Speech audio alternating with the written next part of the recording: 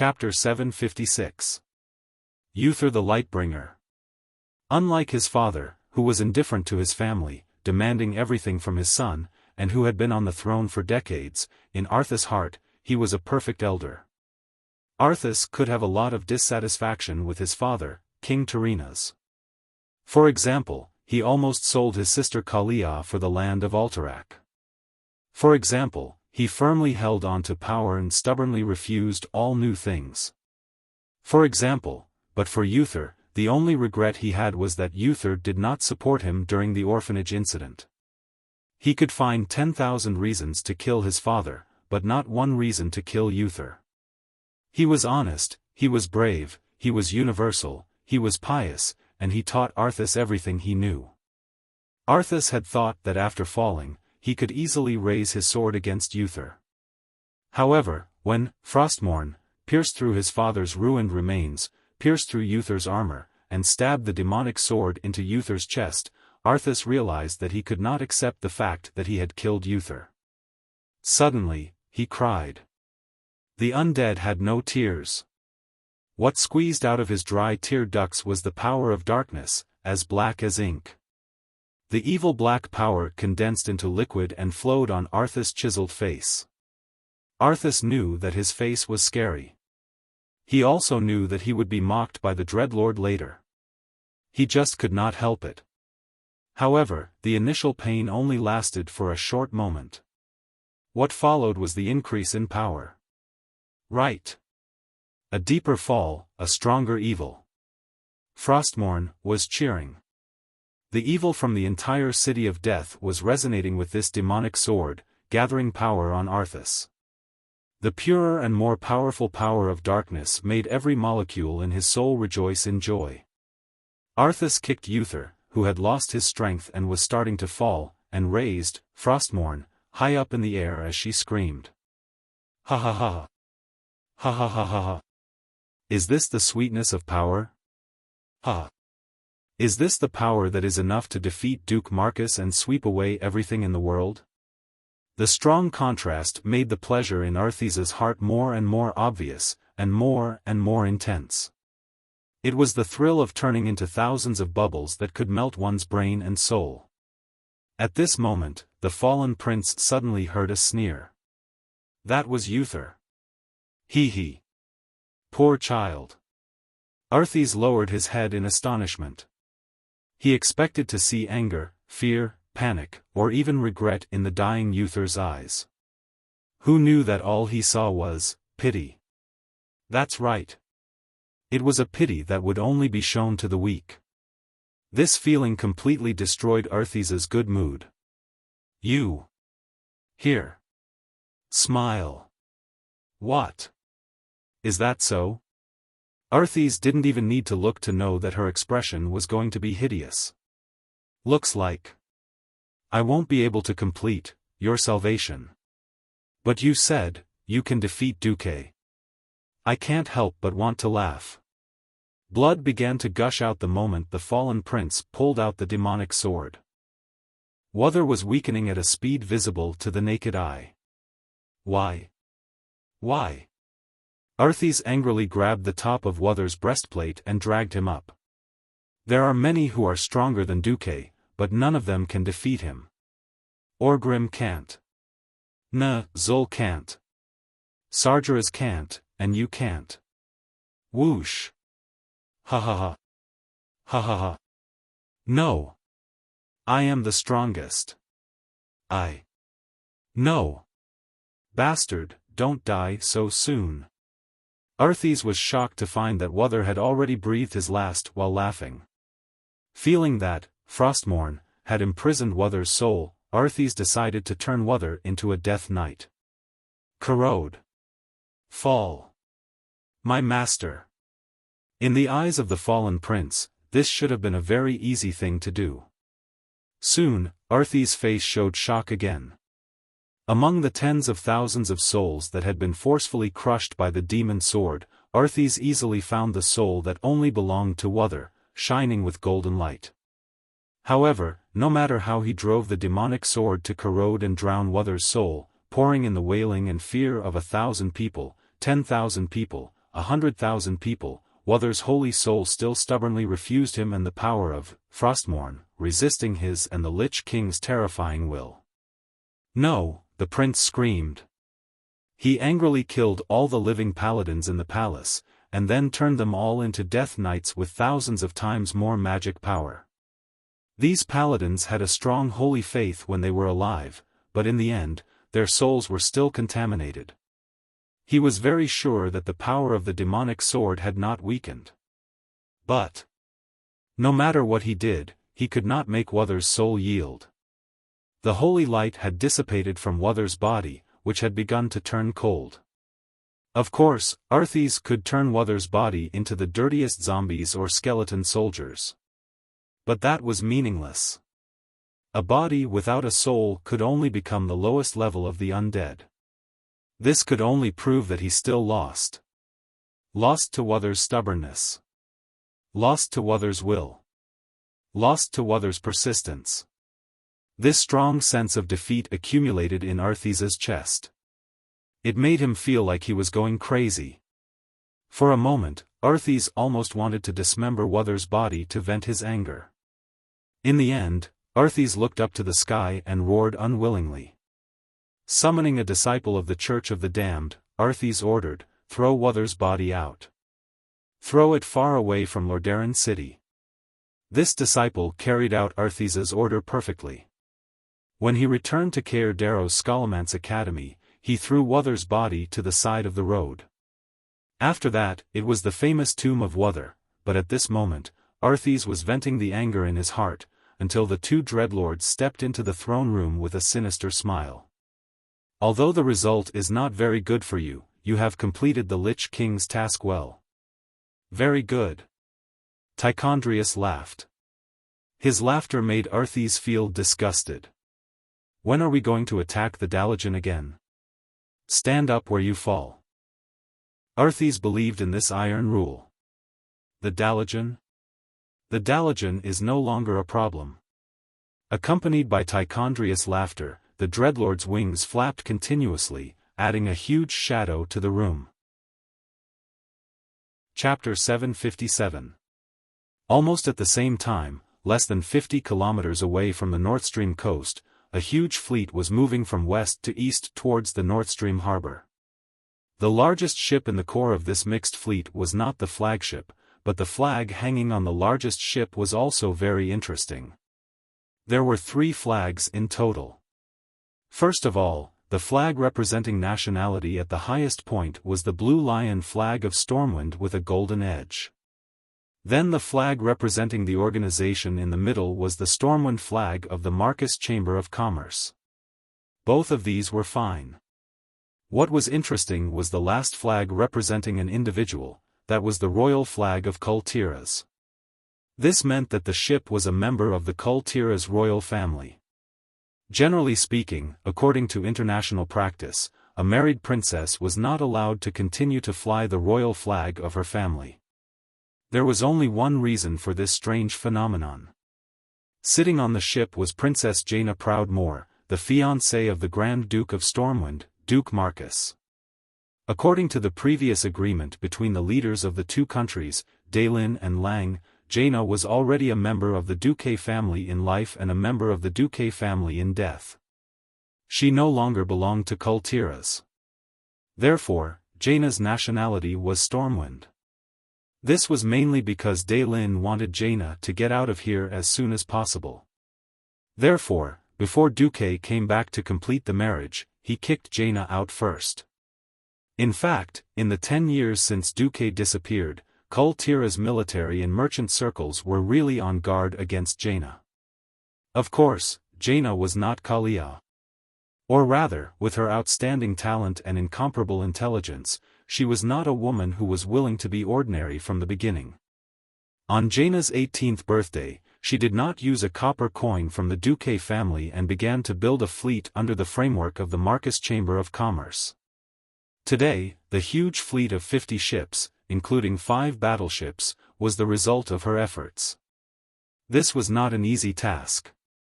In the process of her rise, she did not receive any preferential treatment, whether it was from Kul Tiras, Stormwind, or the Marcus family, which in theory would be her backing. Even the schedule of the shipbuilding had to be arranged through her connections. She did not understand why Marcus's direct descendants would reject her so much. At first, Gianna thought that Miss Alicia Barev, who was probably her fiancé's secret lover, was trying to steal power from the Marcus family. Soon, she found out that she was wrong. Marcus family structure was completely different from any other family or organization on the continent. It had an organizational structure that transcended this era. Even though Duque had disappeared, everyone in charge was still resolutely carrying out their duties. Alicia was in charge of the business side. She used her excellent economic acumen and her equally excellent father to provide the entire Marcus family with an astonishing wealth that rivaled the income of the entire Lordaeron treasury. Reginald Windsor firmly controlled the family's huge private army, giving them the strictest training and regular combat training with monsters as their opponents. On the surface, the Marcus family only had 30,000 soldiers. In fact, every single one of them who had returned to their hometown to serve as a militia in the past 10 years had strength not inferior to the elite soldiers of the Scarlet Cross Corps. As long as the Marcus family was willing, they could pull out 100,000 elites at any time. Edwin Van Cleef was a bit special. He came from the Mason Brotherhood and was in charge of construction and intelligence agencies at the same time. In the end, what tricks he left behind when building the castles, how much power he had in the dark, except for him, no one knew. Cassar Ulysses was in charge of the family's knights. This was a huge group of more than 1,000 people, including 300 holy knights. They were also in charge of protecting Gianna. Unfortunately, Gianna knew very well that they would not hesitate to carry out their duties, but never had the slightest bit of loyalty to her. Sylvanus and Lilith, the two sisters, were in charge of a mountain group of 5,000 people, a mix of elves and humans. The family's chief butler, Makarov, was unswervingly carrying out the policy left by Duque before he disappeared. He did many things that others could not understand. For example, tinkering with new technology that even the wisest dwarves and gnomes could not understand. Another example was storing up a lot of things for the family that even Antonidas, a master mage and alchemist, could not understand. Every year on the 31st of December, these important ministers of the family would gather together and report their work. Most of the time, there was no specific content, and the report was only about the degree of completion, such as 94% or 122%. Makarov took out the schedule left behind by Duque and gave out grades and rewards for each person's work. All rewards or punishments were based on a book of rewards and punishments that would be moderately increased and reduced every year. It was even accurate enough to calculate what coefficients should be used for natural disasters such as droughts and floods. The annual gathering was not hidden from Gianna, but everyone just treated Gianna as an insignificant bystander. At first, Gianna tried to see if she could control this incomparably powerful family as a fiancée, but she soon gave up in despair. The entire family was a huge and sophisticated machine. Unless she had wisdom and foresight above Duque's, no one would obey her, an outsider who had not yet officially changed her surname to Marcus. Gianna really wanted to cry but had no tears. She was tied to the Marcus family, but she could not get any substantial benefits as a mother. Of course, it was not that there were no benefits. For example, the 100,000 gold coins given to the fiancé every year, and the annual increase was 10%. Another example was the large number of magic books that Duque allowed Gianna to move to the Royal Magic Academy in Stormwind City before the battle with Zul. Unfortunately, compared to the amazing treasure house of the Marcus family, these things were just pebbles on the roadside. The most terrible thing was that the plan that Duque set for this had a 20-year time limit. Unless it was confirmed that Duque was really dead, no changes were allowed within 20 years. Even if changes were to be made, it must be unanimously agreed by all the important ministers of the family. In order to meet the money needed for her magic experiments, in order to prove her ability, the bitter Gianna could only come out to do business. However, in the year she turned 20, Gianna's luck finally turned for the better. Her luck was the High Elves consultant cum butler standing beside her now. She claimed to be Magna Evans, but in fact, she had an even more amazing name, Magna Aegwin. Yes, she was Mediva's mother, the previous guardian, Aegwin. Duque is back, what should I do? Gianna asked Magna in a low voice. Actually, you can learn from me. If the Marcus family wants an heir, just help Duque give birth. I did the same to Neres back then, it's not like I'm the one raising him. Gianna almost spat out a mouthful of blood. Chapter 758. Mag continued, back then, you were the one who killed me. The old bastards of the Tirisful Council forced me to abdicate every day. Today, they were afraid that I would suddenly die, and tomorrow, they were afraid that I would fall and join the Burning Legion. Alas, how could that be possible? Even if my brain was damaged, I would not let a demon sleep with me. I don't have such a heavy taste. Jaina was speechless. Actually, I think that Duque is already very good. He has this level at such a young age, and he has a good brain. Alas, back then, I had no choice but to choose the slightly more handsome Nielas Aaron. If it was 10 years ago when the Tirisful Council was still around and forced me, maybe I would have borrowed your Duque's seed. Jaina's face was full of embarrassment. I'm asking you how to define my relationship with Duque. Define? The Marcus family is so rich. Since they want an heir, you can give them one. Later on, you can extort as much as you can from them. Then you will have money, manpower, and resources to do what you want. Jaina had never been a woman who was willing to be ordinary. If she could obtain the support of the world's richest Marcus family, then it would definitely be of great help to her dream of creating a career on her own. But on the other hand, she did not want to rely on the Marcus family for everything. However, Duque had unparalleled influence in the entire alliance. Jaina was extremely conflicted. I don't think Duque loves me. Oh, you're afraid of the latest news that Duque controls the Scarlet Cross under the name of Kalia, right? Jaina did not comment, which was a tacit agreement. Duque suddenly returned, and then in less than a day after the news of Arthas' patricide spread, he immediately made Kalia Menethil the queen. At the same time, he quickly incorporated the Scarlet Cross, and used the tribe near the Dalajan to destroy Arthas' army of 1,000,000 undead. This news really shocked Jaina to the point of dizziness.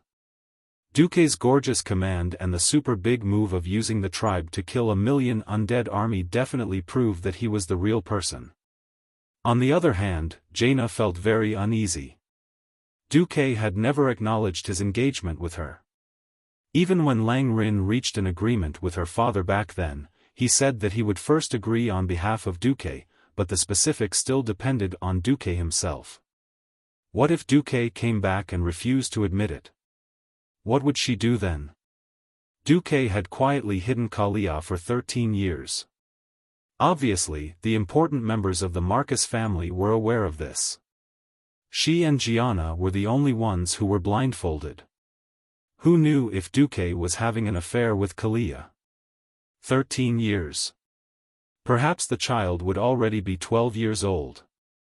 No matter what, the Rotterdam Kingdom would definitely fully support Kalia's marriage to Duque. What about her, Jaina, his so-called fiancée? Gianna's mind was in a whirl. At this moment, Magna was truly a god. She said in a frivolous tone, "It's very simple, seduce him." Seduction. Jaina's crystal-like eyes suddenly became lifeless. Humph. Men are all the same. Anyway, you have so much money. Magna naughtily glanced at Jaina's already very perky female mage breasts. Give me some props, and I guarantee that Duque will come running over to be your subject. With that, Magna turned around elegantly. She displayed a set of things that would blind Jaina's dog eyes in her current high elf form. Yes. That's right. Under the translucent white chiffon gown was a set of pink, incomparably bold and decisive clothes. That's how I took care of Neras back then. Jaina held her forehead, speechless. I must have been blind to discuss this with Magna. Of course, Magna could be described as a tough woman without any explanation. But Jaina's situation was absolutely different from Magna Aegwyn's back then. Back then, Magna was forced into a corner, and had to step down from her position as guardian. Magna had the mentality that it was better to let her own son have it than to let Tom, Dick, or Harry have it. Now she was being asked to seduce Duque like a shameless prostitute. This wasn't just making things difficult for him. If he really succeeded, Jaina might actually consider it. What he was most afraid of was that after courting death, he still failed. That would be terrible. As expected, Magna was a good magic teacher and a good housekeeper, but definitely not a good life counselor. Jaina didn't say anything. She raised her hand, and a mysterious ice elemental magic ball floated less than 3 centimeters above her palm.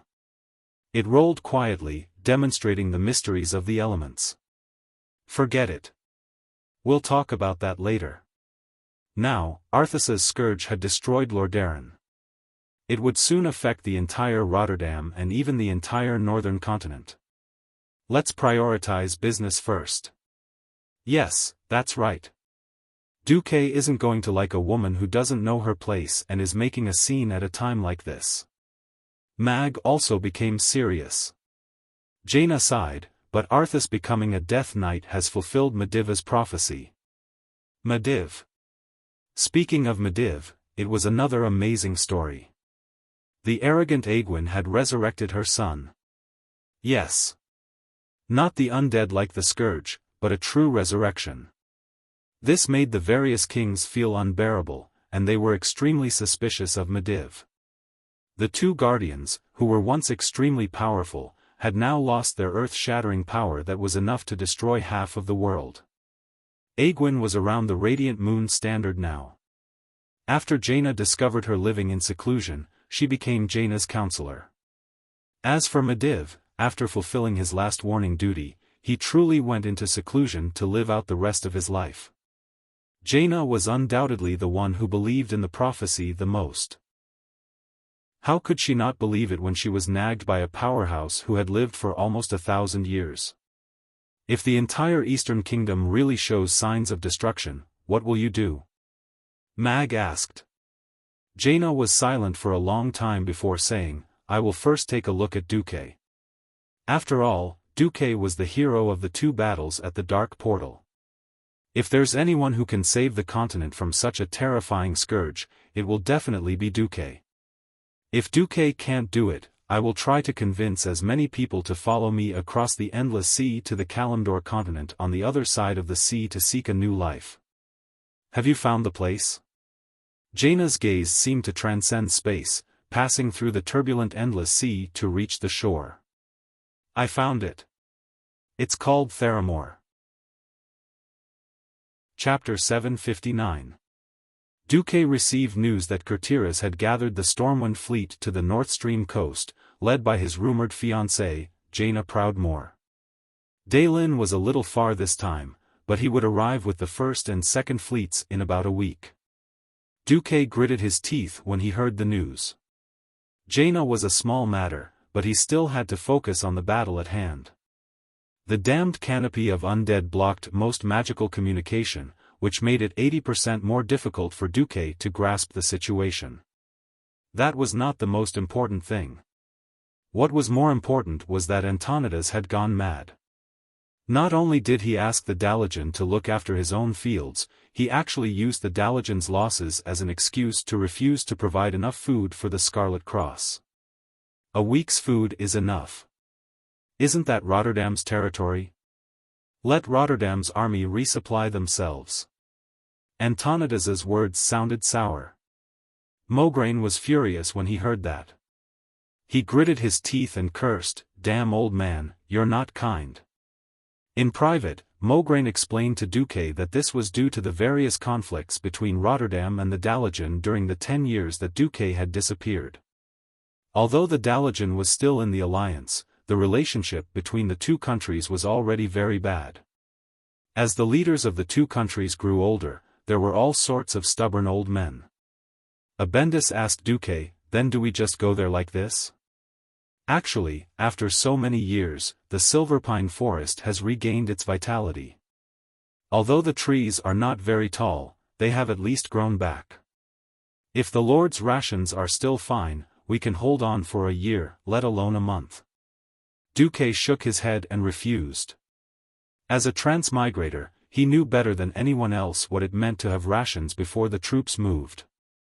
In the history of China, didn't the rations of the three countries also get burned, and Cao Cao turned the tables on them? It would take nearly a week to get to the North Stream coast from here. Including the food that the Dalijan had given them, it would only be enough for 2 weeks.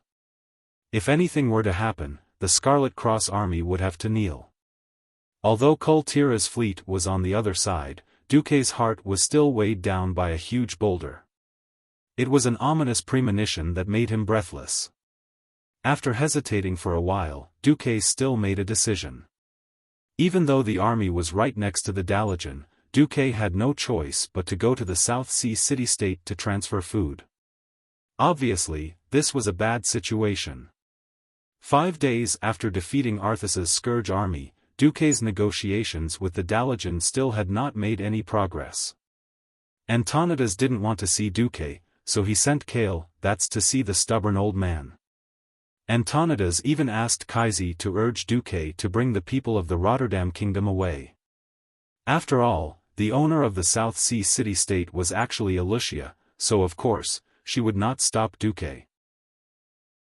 Not only had food and armaments been replenished, but Duque had also received almost 10,000 soldiers. Moreover, the first batch of reinforcements from Stormwind City would arrive at the South Sea city-state in 3 days. Everything seemed to be on track, except for the fact that the Dalijan were still not very cooperative. "We can't wait anymore. The latest news is that many refugees are flocking to the North Stream coast. There are more and more undead in the Tirisful Glades, and the troops there are not enough to resist the Scourge army," Mograine advised Duque.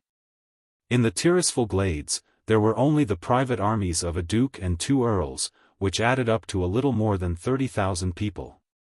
Moreover, their training was terrible. They usually fought wild beasts, occasionally encircled a small number of orcs, and maintained law and order, but against the tide of zombies, even ghosts knew that they would not be able to hold out. Duque had once led an army to defeat the main force of the Scourge army. It was true, but the entire northern continent was filled with the cult of the damned, spreading plagues and constantly creating undead. Only the heavens knew when Arthas would bring out the next million-strong army. At this moment, Duque did something that everyone did not understand. He announced that as a mage and a Kirin Tor parliament member, he would challenge the Kirin Tor parliament's chairman, Antonidas. For a moment, the world was in an uproar. The Dalijan was not a standard kingdom, because it was controlled by the Kirin Tor parliament. Although the chairman exercised the authority of the king, he only had 2 votes in the parliament. In other words, if a policy was opposed by 4 members, then the chairman's decision could also be overruled. Interestingly, because the Dalijan had advocated the supremacy of the arcane for more than 2,000 years, all mages could join the Dalijan regardless of their status. Therefore, the Dalijan's Kirin Tor parliament membership was almost open. As long as a person did not hold an official position in their original kingdom, they could join the Dalijan. This was why Kale, who was obviously Prince Kuel Salas, could become a Kirin Tor parliament member because he did not hold an official position. Another requirement to become a Kirin Tor parliament member was that one must be at least a Radiant Moon mage. Duque took advantage of this loophole. Because he had just returned to Azeroth, he did not have any official position in Stormwind. Although he was now the commander of the Alliance was different from a kingdom. In the Dalijan's laws, it was not mentioned that the official positions in the Alliance were included. After all, Antonidas himself had the position of a general in the Alliance. Alright, The second loophole was that the Kirin Tor parliament would rather go without than have a shoddy candidate. In the past 3 years, due to the death of one of the old councillors in the Kirin Tor's 6-member council, there were only 5 of them left in the Kirin Tor's 6-member council: Antonidas, Crasus, Kale, That's, and 2 other councillors that Duke did not recognize. If Duque applied now, there was no need for an election. He would automatically become a Kirin Tor Parliament member on the spot. I declare that my first motion as a Kirin Tor Parliament member is, I want to initiate a duel for the arcane throne. I want to challenge Antonida's position as the chairman. The chairman of the Kirin Tor Parliament was elected once every 10 years and could be re-elected countless times. There were only 3 possibilities for a chairman to be replaced midway. The first was that the chairman was dead. The second was that all the members voted against the chairman. The third was that the members challenged the chairman to a duel. The result was that Antonidas had to accept the duel. Kale, That's was frantic when he heard this news. Duque, what are you doing? Although the Dalajan is not cooperating, you can't forcefully seize the power of the Dalajan, can you? Besides, you're only a radiant moon. No, even if you're about to advance, can you defeat a Breaking Dawn mage? This time, Antonidas could no longer sit still. The day after Duque publicly announced the duel, Antonidas appeared in the Violet Square in the heart of the Dalajan. Duque, why do you want to challenge me? Antonida's hair and beard danced in the wind. The Breaking Dawn arcane spell rippled through the air. Duque's leisurely voice was amplified by magic. You're not willing to fight the Scourge army, nor are you willing to die. I'm very troubled. Chapter 760. Duque was already a legend. The legend of the previous generation. The legend of a poor boy who climbed to a high position on his own. It was also the legend of a mage reaching the peak. Countless mages of the new generation had an indescribable longing and expectation for Duque. Especially after Duque led the Scarlet Cross and lifted the siege of the Dalajan by the Scourge army, this longing and expectation reached its peak. To be honest, the Dalajan mages did not have much resistance to Duque's announcement of challenging the position of the chairman. After all, Antonidas had indeed aged over the years, and his extremely conservative policies were unpopular. Duque's challenge was a little sudden, but it was not unacceptable. But, it should not have been this arrogant, and even wanted Antonidas to die. Mograine and Abendis could not believe their ears. Kale, That's handsome face was full of shock and disbelief. What did Duque say just now? The arrogant words that even Terinas did not dare to say when Lordaeron was at its peak really came from Duque's mouth? Was Duque going to become a tyrant? Even Antonidas didn't know what to say. At this time, Duque, who was under everyone's gaze, shrugged and let out a breath. All right, the joke ends here. I've simulated what would happen if a great demon occupied a high position in the alliance. Mograine and Abendis, Kale, That's and the other counselors, countless onlooking mages, damn it. Duque, what are you trying to do? Are you trying to scare us to death by saying something like this? What the hell are you doing? The next moment, Duque's expression began to turn sorrowful.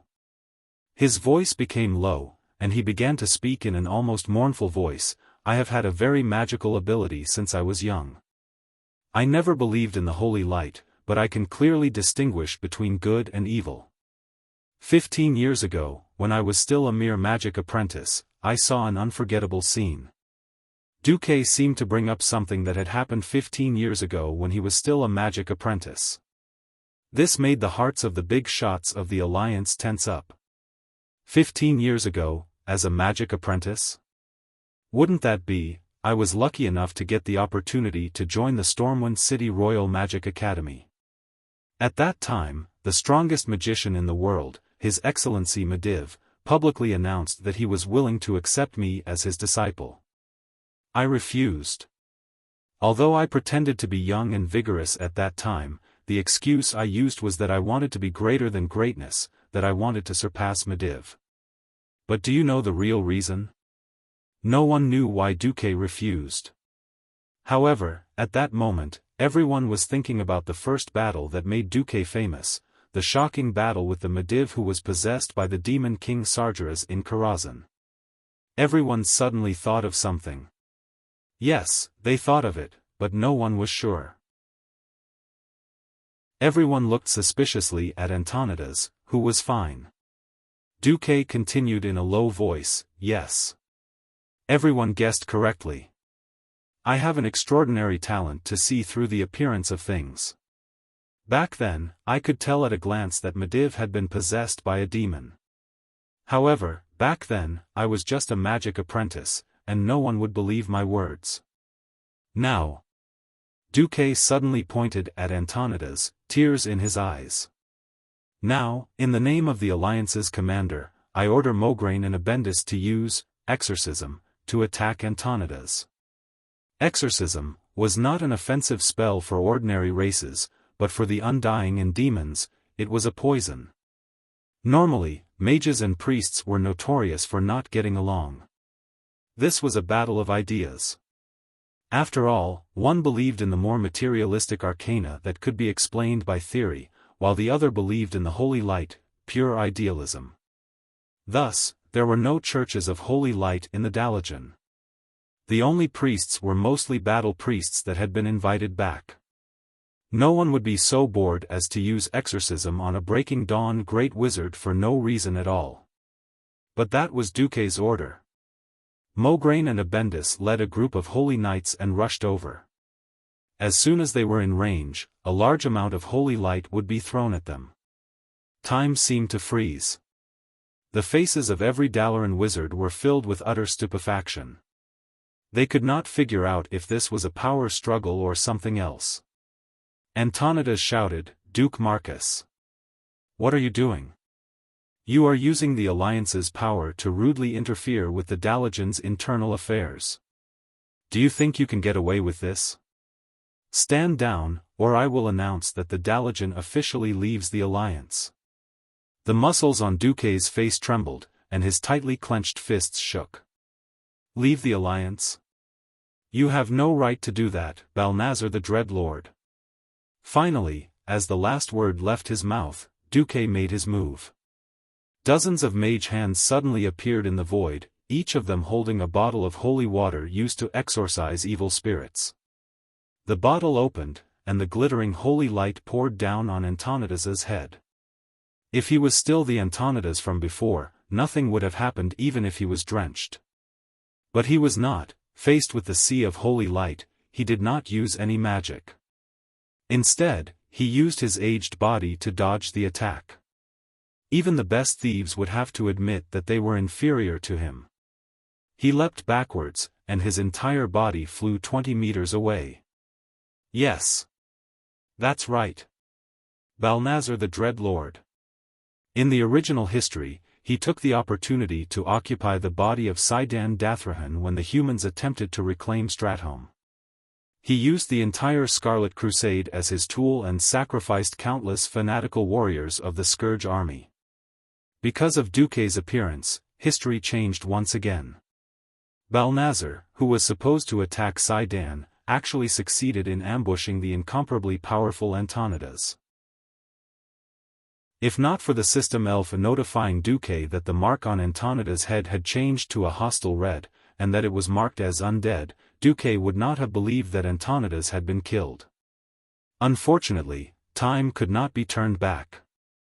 In order to prevent the hundreds of thousands of Dalajan citizens from being killed by Balnazar, Duque could only expose Balnazar in front of everyone. The next moment, Duque used Blink to appear in front of Balnazar and hit Antonidas' body with a magic staff enchanted with exorcism, knocking the Dreadlord out of Antonidas' body. What appeared before everyone's eyes was a huge, evil, and terrifying existence. Chapter 761. Gigantic bat wings spanning more than 8 meters, a 3-meter tall body clad in armor, fingers as sharp as hooks, a human face that was as dry as a skeleton, and strange horns that stretched towards the sky. All these characteristics pointed to the fact that Balnazar was a dreadlord. On the ground was Antonidas, who had collapsed. A Breaking Dawn Archmage, an iconic figure who was hailed as the ultimate force after the Guardians ceased to exist, had actually been silently killed and replaced. Such a strong contrast caused all the Dalajan mages to lose their ability to speak. A shudder that came from the depths of their souls caused most of them to open their mouths wide in fear. They wanted to scream out of fear, but they could not even utter a single sound. Only the most clear-headed ones took action without hesitation. Mograine and Abendis's paladins were charging forward at full speed. Kale, that's roared angrily after regaining his senses, and a mysterious magical wave rose from his body. It was a mysterious spell that did not belong to any magic that Duque knew of. He did not know what it was, but it was clear that Balnazar's entire body was convulsing. No matter how hard he struggled, he could not move. Good job! Duque and Mograine shouted at the same time.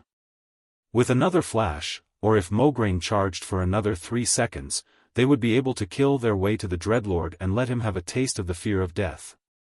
Right at this critical moment, a shocking change occurred once more. The 2 Kirin Tor counselors that Duque had never paid attention to had transformed. It was not accurate to say that they had transformed, they had revealed their true faces. They had cursed the followers of the Church. The system genie's scanning ability was amazing. It could detect any life form that was different from humans, and it could also sense the presence of hostility. Unfortunately, it could not scan the hearts of people. These were 2 counselors who had fallen into depravity and longed for immortality. But now, they were still living people, radiant moon mages that could use normal magic. They had made Duque suffer the moment they made a move. This was an attack from a mage tower that possessed extremely high magical power. As the original masters of the Dalajan, they firmly controlled the most powerful mage tower in the Dalajan. An unimaginable arcane storm descended from the purple mage tower ball. Countless energy beams that resembled arcane missiles instantly intertwined like vines, firmly blocking the path between Duque's trio and the Dreadlord. If Duque had not mastered advanced spatial magic, which allowed him to reduce the distance of his blink at critical moments, even someone as powerful as Duque would have been killed in an instant. Gala the fat-eyed. You. Kale, was seething with anger. His golden hair fluttered in the wind due to his anger and the rich arcane fluctuations. Kale, looked like an angry golden lion. Ha ha ha. We humans don't have eternal lifespans like you elves. If you want to blame someone, blame that damn racial limit. Galatha was already 60 years old. According to the lifespan of humans in this era, that was almost the limit. It's useless even if you kill us. We've already offered our souls to His Majesty the Lich King. Fat-eyed was almost the same. They had used their entire lives to climb to the Radiant Moon rank. They were unwilling and unwilling. Thus, under their inflated ambitions, they fell into the path of demons. On the other side, the Dreadlord Balnazar suddenly laughed maniacally. Not bad, not bad. Duke Marcus, you're truly a human hero. You actually discovered our trap in advance. But so what? Everything will end. Dark circles of light appeared on the marble tiles of the Dalajan Square. The entire square buzzed, as if indicating that something was about to break out of the ground. At first, the mages and apprentices near the square retreated in fear. However, apprentices were the most curious people in the world. Relying on the magic shield of the high-level mages, they actually stretched their necks to witness what was going to happen next with their own eyes. Idiots! Run out of the city. Rendezvous with the army. Duque's loud roar finally woke the bunch of idiots up. They finally began to shout and retreat. Of course, it would be more appropriate to describe it as running away. Countless circles of light appeared behind the Dreadlord. Liches floating in the air stepped out of the teleportation gates, followed by gargoyles flying in from the distance. There were also cave demons rushing out of the teleportation gates on the ground, as well as zombies and skeleton soldiers surging out of the various cellars of the Dalagen. The huge tiles were overturned, and huge dragon skeletons began to climb out of the ground. They roared soundlessly. First, it was the dragon heads. However, the ground of the Dalagen was a little too sturdy, and it looked like it took a lot of effort for them to climb out. Duque's face instantly turned pale. He had been so focused on reminding Sindagosa of Maligos that he actually forgot that there were hundreds of dragon corpses in the Dalagen as well. This was done by him and Antonidas in the shattered ridge of the Alterac kingdom back then. It was obvious that the Dalagen had paid a huge price to move the dragon corpses and dragon skins into the underground warehouses of the Dalagen. F***CK. This time, even Duque could not help but curse. Duque could totally imagine that it wouldn't be long before the sky of the Dalagen would be occupied by those damned bone dragons. At that moment, the Dalagen would understand what it meant to cover the sky. There were screams everywhere, and panic was spreading everywhere. If they continued to stay here and fight against the Calamity Army, they would be courting death. Not to mention, Kale, that's brought even worse news to Duque. Duque. Not good. Tirani's remains are in the warehouse beneath the Dalagen city. Hundreds of thousands of alpacas ran through Duque's mind. Damn, Tirani's was also an ancient dragon. If he was turned into a bone dragon, he would definitely be a terrifying existence on the same level as Sindagosa. There were so many monsters, how could he fight them? Duque immediately made a decision. Retreat. Duque's shouts rang out in all directions. Ha ha ha. Do you think you can still leave? Leave your lives here and obediently become the slaves of His Majesty the Lich King. The two fallen Kirin Tor counselors laughed. Duque's gaze sharpened as he said coldly, idiots. Don't compare me to trash like you radiant moons. Countless magic circles suddenly appeared in the space around Duque. Those were thousands of passageways connected to the elemental realm. Impossible. Fear gripped the hearts of the two counselors. Chapter 762. The Wizard Tower was supposed to be the protector of the wizard apprentices. Just as the Wizard Tower, which contained all kinds of elemental energy, was about to attack the wizards, Duque suddenly opened up countless elemental passages. This should have been impossible. Those who played magic would naturally not want others to use magic to attack them. In the capital of magic, the Dalagen, the passages to the most powerful elemental realm were all controlled by all kinds of magic formations, restrictions, and seals. It was possible to cast magic of the Morning Star level or below, but every high-grade magic had to be approved by a higher-level controller.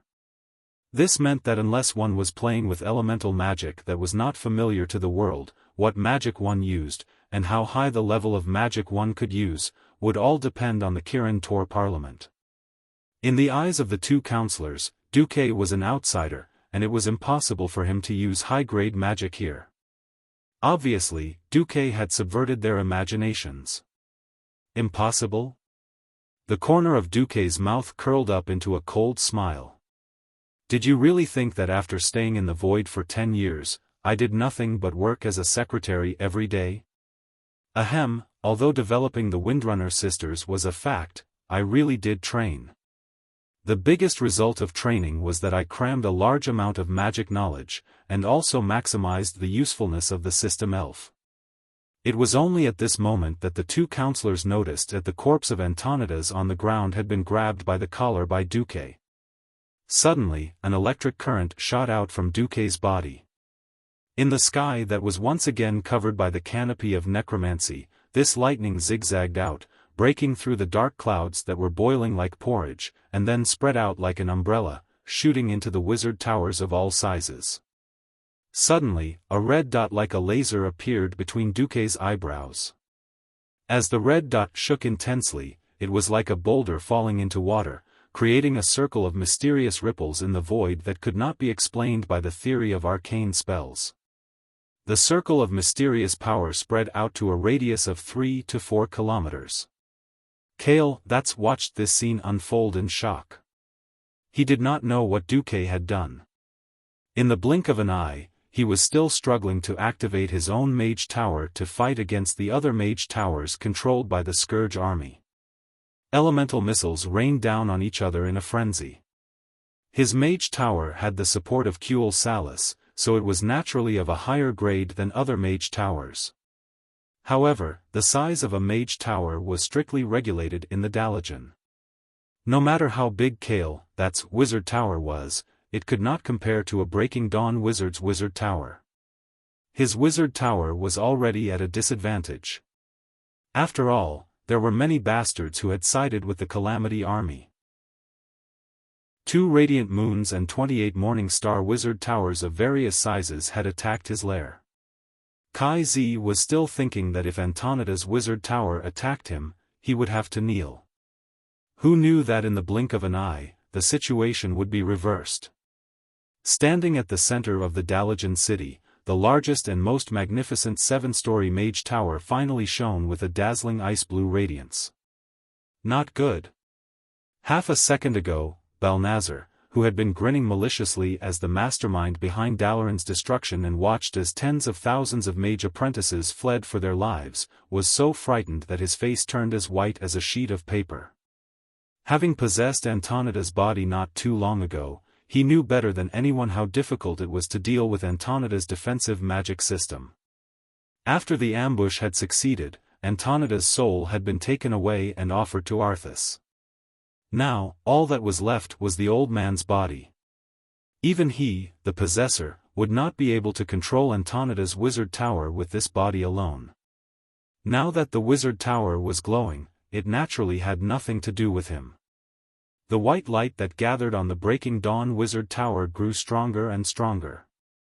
It was a huge hexagonal ice flower that was a kilometer in diameter. Relying on the surging mana stored in the wizard tower, it floated in the air in a translucent form.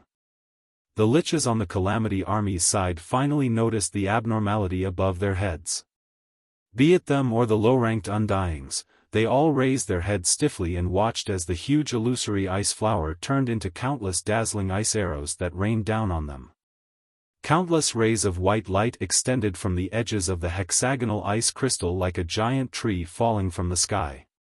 In an instant, countless undead monsters were completely penetrated, and the weaker monsters were directly annihilated. The stronger ones were like the nails used to fix the monsters in place during dissection, firmly nailing them to the ground. Kale saw with his own eyes a few cave demons that were larger than carriages being nailed to death. No matter how their bodies twisted and convulsed, they were unable to break free. It was not just Antonida's wizard tower. All the other wizard towers, regardless of whether they had a master or not, as long as they were below the Radiant Moon rank, were forcefully controlled by Duque. The result was that apart from the 2 Radiant Moon archmages from the Church of the Damned, all the other wizard towers unleashed overwhelming firepower at the Calamity army. It looked more like a trap set by Duque than the Calamity army. Next, the ice crystals in the sky suddenly split apart, turning into 6 incomparably large ice blades that dealt a fatal blow to Balnazar. Usually, he would not dare to take a direct attack from a Breaking Dawn wizard head-on, let alone with the support of the wizard tower. Balnazar twisted his body and raised all the shields he could, not even hesitating to use the low-ranked Undyings as meat shields. However, he was still unable to dodge the 6 consecutive ice blades controlled by Duque. Duque had long since calculated all the dodging routes of the Dreadlord, and easily allowed Antonida's wizard tower to unleash its ultimate attack on the Dreadlord's vitals. Balnazar immediately let out a mournful howl. In the next moment, the sound of wind erupted from his body, and many holes suddenly burst out on his huge body. Not a single drop of blood flowed out of the holes, and instead, a whistling cold wind sprayed out. Soon, very soon, the Dreadlord's body became bright and white. No, it was already translucent. Go to hell. Dooku roared and clenched his fists. Balnazar's body immediately began to crumble. This was a saturated attack from the ice elements that far exceeded what his body and soul could endure. Not only did the massive amount of elemental power frantically destroy his body, it even tore at his soul. In the final moments of his life, his body emitted a dazzling white radiance, and then collapsed with a loud bang, turning into countless elemental fragments that were finer than dust, dissipating in the wind. Dreadlord Balnazar had died in battle. At this moment, not a single disciple of the Church of the Damned dared to believe their eyes, and not a single lich dared to challenge Dooku. This was the first time in history that someone had destroyed a Dreadlord's soul for eternity.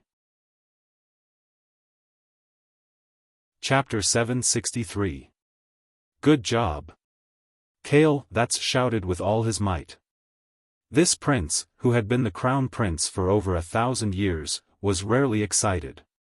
But he did not expect Dooku to carry Antonida's corpse and say to him, "Retreat. I'll give you 5 minutes. Take the most precious thing in your wizard tower and retreat." Kai Zi was stunned. Didn't we have the upper hand? Dooku rolled his eyes. Upper hand? Did I do too well, giving you the illusion that we had the upper hand? The Dalajan is finished.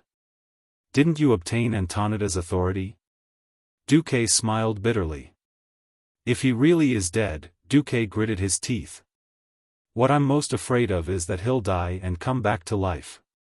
Sometimes, Dooku wanted to slap himself in the face. The good didn't work, but the bad did. Almost as soon as he finished speaking, Antonida's corpse in his hands suddenly mutated. It was a violent wave of darkness that completely surpassed that of a radiant moon mage. Instinctively, Kale, that stabbed with a dagger wrapped in flames. Unfortunately, it was completely useless.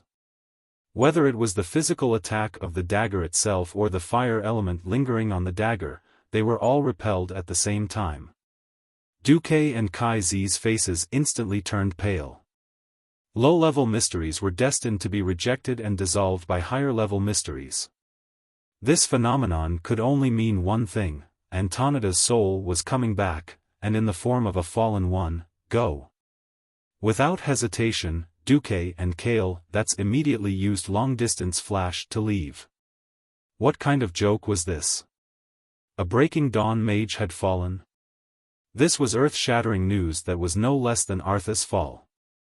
Dooku gritted his teeth so hard that they almost broke. What was going on? Didn't Arthas let Antonida's soul go after conquering the Dalajan? He let the soul of the former super-powerful pharaoh wander the ruins of the Dalajan as a wandering ghost. Until this moment, Dooku did not know that Antonida's fall was actually his fault. It was precisely because of his appearance that the first time was in Lordaeron City, and the second time was in the Battle of the Dalajan, where he had ruthlessly thwarted Arthas' offensive. This caused Arthas to suffer greatly. Then, because Uther's soul forcefully rejected the corrosion of Frostmourne, and refused to fall no matter what, this made Arthas angry. When he had no helpers, the Dreadlords happened to deliver Antonida's soul. At this moment, in the northern part of the Dalajan, the surface of Lake Lordamir was strangely cold in summer. No one would have thought that just inserting Frostmourne into the lake on a hot summer day would freeze the lake with a radius of over 100 kilometers. Arthas leaned on his sword and looked coldly at Dalaran, who had fallen into chaos as the magical radiance continued to shine. Not enough. Not enough. This was far from enough. What the Lich King wanted was even greater destruction. Even more death. Arthas' voice was dignified. Do you understand? My new servant. Understood. The one who replied was an incomparably powerful soul. His soul was so focused that if one did not look closely, they would not be able to tell that he was actually a soul without a physical body. A soul chain as thick as a thumb extended from Arthas' hand and disappeared less than half a meter away. Surprisingly, The other half of the chain was connected to the neck of the soul wearing a luxurious mage robe. That powerful soul was naturally Antonida's soul.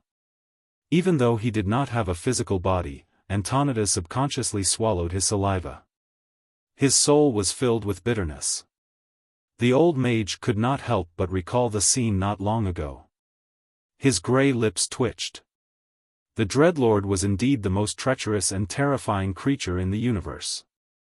Originally, because he was stronger, he had chased after the Dreadlord that he had injured with one blow. Unfortunately, most of the Dreadlords were award-winning actors.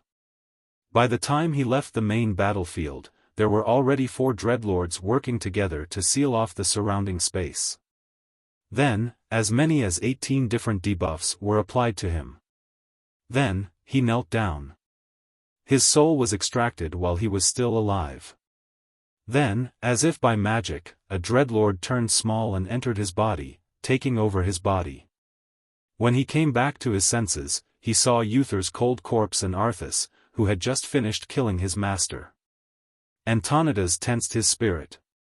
In his soul state, his hairs and beard stood up in anger on his blurry face. "I won't give in, you heartless degenerate. Executioner.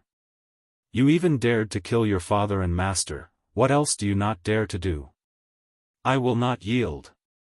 No matter how you torture me, I will not yield. Destroying me is the only thing you can do." What Antonidas didn't know was that Arthas had just suffered another major setback in her attempt to corrupt Uther's soul. The grayish-white lips of the former prince twitched. Then, the prince revealed a hideous and twisted expression that did not match his handsome face. "As you wish, self-proclaimed righteous mage. I just don't know if your soul is as pure as my teacher's, and if your will is as tenacious as his." The prince even walked over and waved his sword.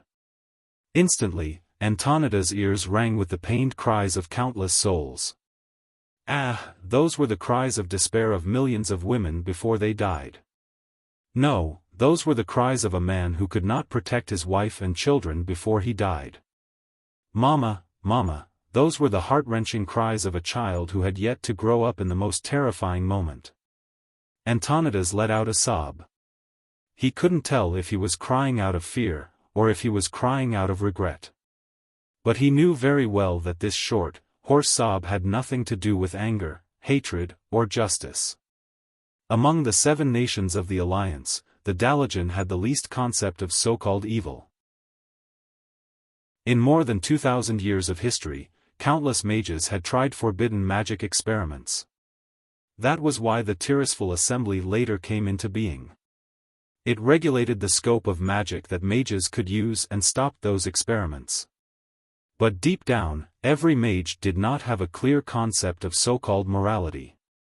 Antonidas's soul, which was imprisoned by Tichondrius, faced the phantom of the blade of Frostmourne.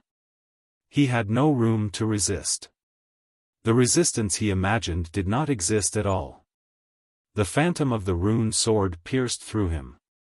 Cold. It was so cold, as if he still had the body of a living person. A bone-chilling sword pierced through his old body and broke open his thin chest. No. Chapter 764. Antonidas's soul was pierced by the Frostmourne, like a piece of barbecue meat pierced by a barbecue fork. When Arthas retracted the sword, the old mage's soul followed it. The old mage was about to scream in fear, but he suddenly wondered if he was hallucinating. On Arthas's still handsome face, the old mage seemed to have a trace of remorse in addition to endless anger. Arthas withdrew the sword, as if shaking off the blood stains on the sword, and flung the old mage's soul that was originally pierced out of the sword. The old mage's soul could not go anywhere. He curled up on the floor like a living thing.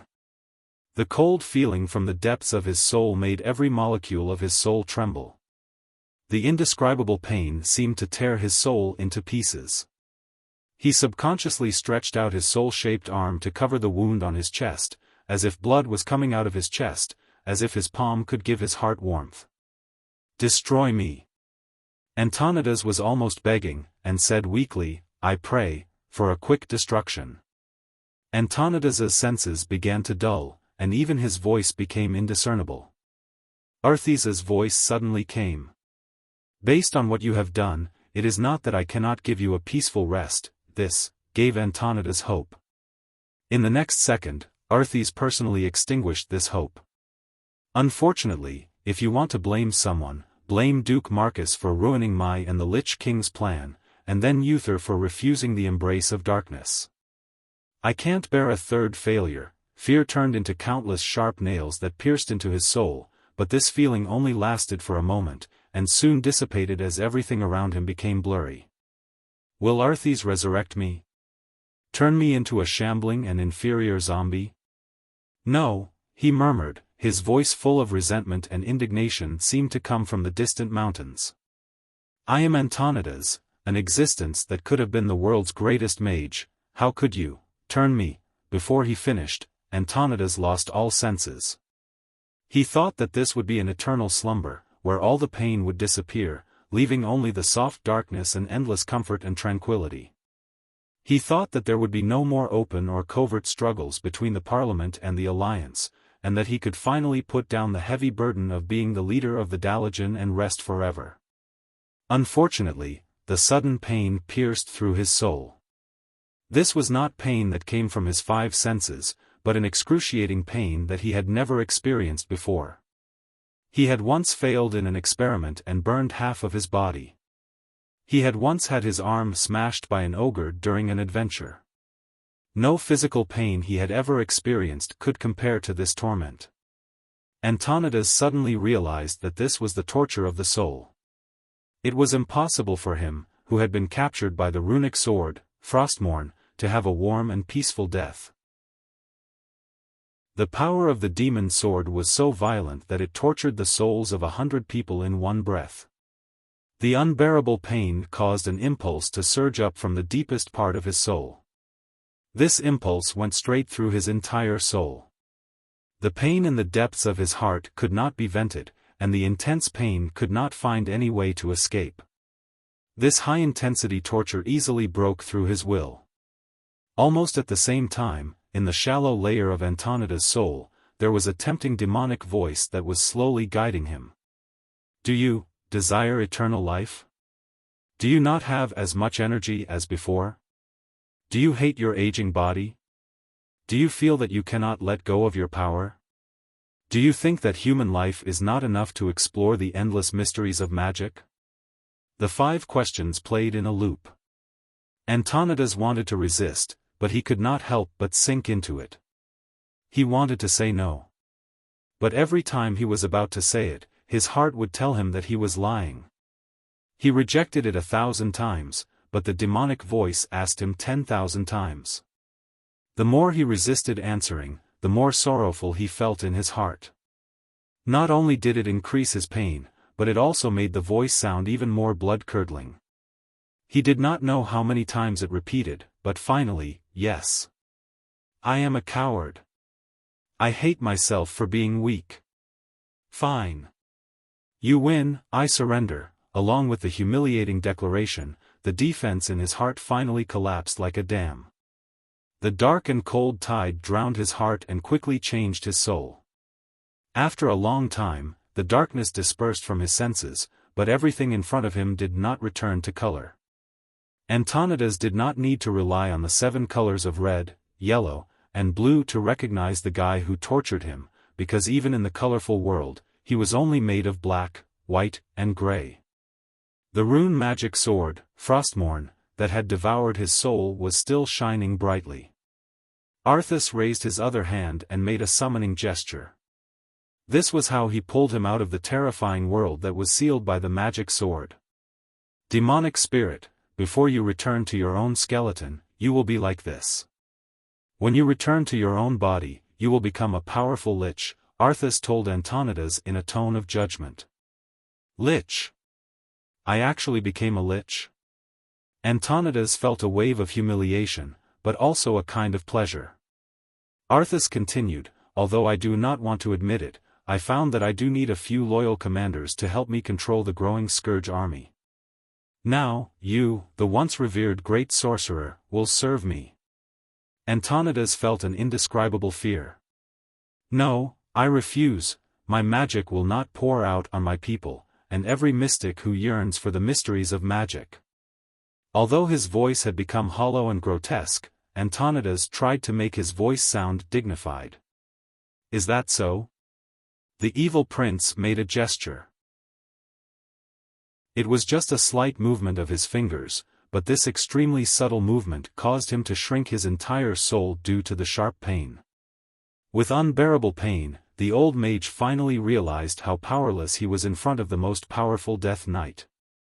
He finally realized that he had become the devil's tool, just a little more advanced than those rotting corpses and stinking ghouls. A few days later, he followed Arthas back to the Dalajan, a place he was very familiar with. Then, he sensed his own body. Go, let me use your mages. The fallen prince said arrogantly. Antonidas let out a shrill scream and rushed to his own body. On this day, an extremely powerful lich was born. Chapter 765. Thousands of meters away, Duque and Antonidas could already see each other. They both felt bad. Duque's heart was filled with sighs. Even though he knew that Antonidas would fall, he had never thought that a Breaking Dawn mage who had fought for the Alliance for more than a decade and was hailed as the top combat power would end up like this. Duque did not know if he would end up worse than Antonidas if he really fell to Frostmourne. Of course, it was very likely that he would, because he did not believe in his own moral principles. It was ironic that the most immoral person was the most determined warrior, unwaveringly leading the Alliance to fight against evil. Thinking about it made him chuckle. However, as a man who could move the entire world, the smartest way for Duque was to not let himself fall into that kind of tragedy. As for Antonidas, he saw Duque use the magic circuit in his body to control the Dalajan's mage tower and stop the Scourge army's attack, becoming the savior of the world once again. For some reason, hatred seemed to grow in his illusory soul shell as if it had a life of its own. He activated the secret door left in his lifeless body. Like a child pouncing on a brand new toy, he rushed over impatiently. He knew that no matter how far away he was from Arthas, there was an invisible chain that chained him to the hands of the fallen prince like a dog. He was powerless to change his fate. At this moment, he started to hear whispers. Kill Duque and let him serve my glory like you, Antonidas. You will work for death together, and you will both desire to obey and be enslaved. Arthas is my first and most beloved Death Knight. He will forever command all of you, and all of you will feel honored. Frostmourne was tempting Antonidas, wanting to kill Duke Marcus who was in the midst of a hero. It wanted to pull that great hero of the Alliance into the same situation as him. Yes. If the commander of the Alliance became a lich, it would definitely be a huge blow to the entire Alliance. Antonidas' face started to show a cold and hollow laugh. Yes. As long as I return to my body, I'll become a peak-breaking dawn great lich. Evil whispers were the most terrifying brainwashing in the world. This was not a simple hypnosis, but a kind of gradual inducement, constantly exerting influence on the soul until the victim took the imposed will as his own. Antonidas's soul flew over.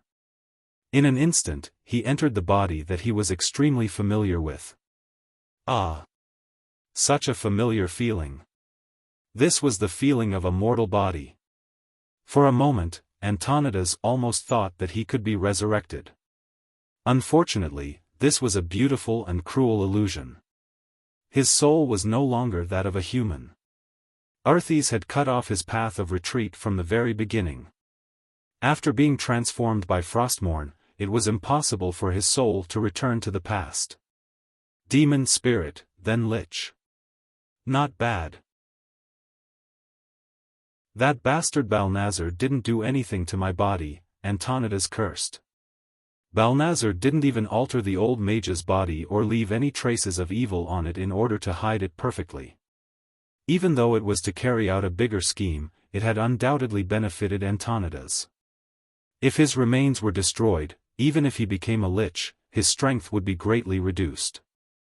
The moment he returned to his body, the signs of a living person on the surface of the old mage's body rapidly faded. His already dark yellow skin shriveled at a speed visible to the naked eye, and his white hair became incredibly dull. Due to the shrinking of his skin and muscles, his eyeballs looked like they were about to pop out of their sockets. Opening his eyes was actually opening his spirit sense.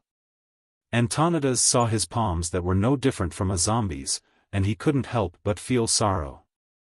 No, first, it was a roar of denial, followed by endless jealousy in his heart. How can I be the only fallen one? Only Duque. I can't let Duque go. However, a situation that Antonidas had not expected happened. His repeated murmurs, which were like a curse, were suddenly like a goose that had its neck grabbed, unable to make a sound. If he could still sweat, at this moment, Antonidas would definitely be drenched in sweat. Beside the Dalajan city, Duque and Kale, that's met up again. Kale, that's had obviously returned to his mage tower. He looked at the scene and was a little puzzled. Antonidas, that lich didn't catch up. And the authority. In his field of vision, the mage tower's authority had not completely fallen. The hundreds of mage towers in the Dalajan city were clearly firing at each other. Countless elemental lights intersected in the air and then bombarded each other's towers.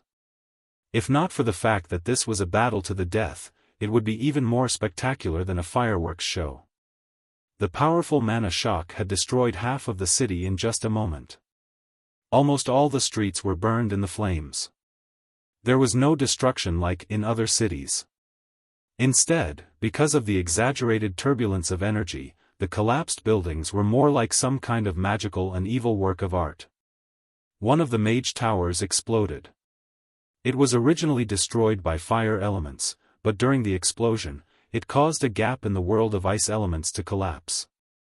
A huge amount of ice elements sputtered out and froze all the scattered bricks in the air. Even the mage apprentices who were seeking refuge near the mage tower and the undead army who were slaughtering were completely frozen. The originally solid tiles on the streets were like waves formed by pixels, arching up layer by layer and falling down layer by layer. The entire Dalajan city seemed to be experiencing a never-ending earthquake.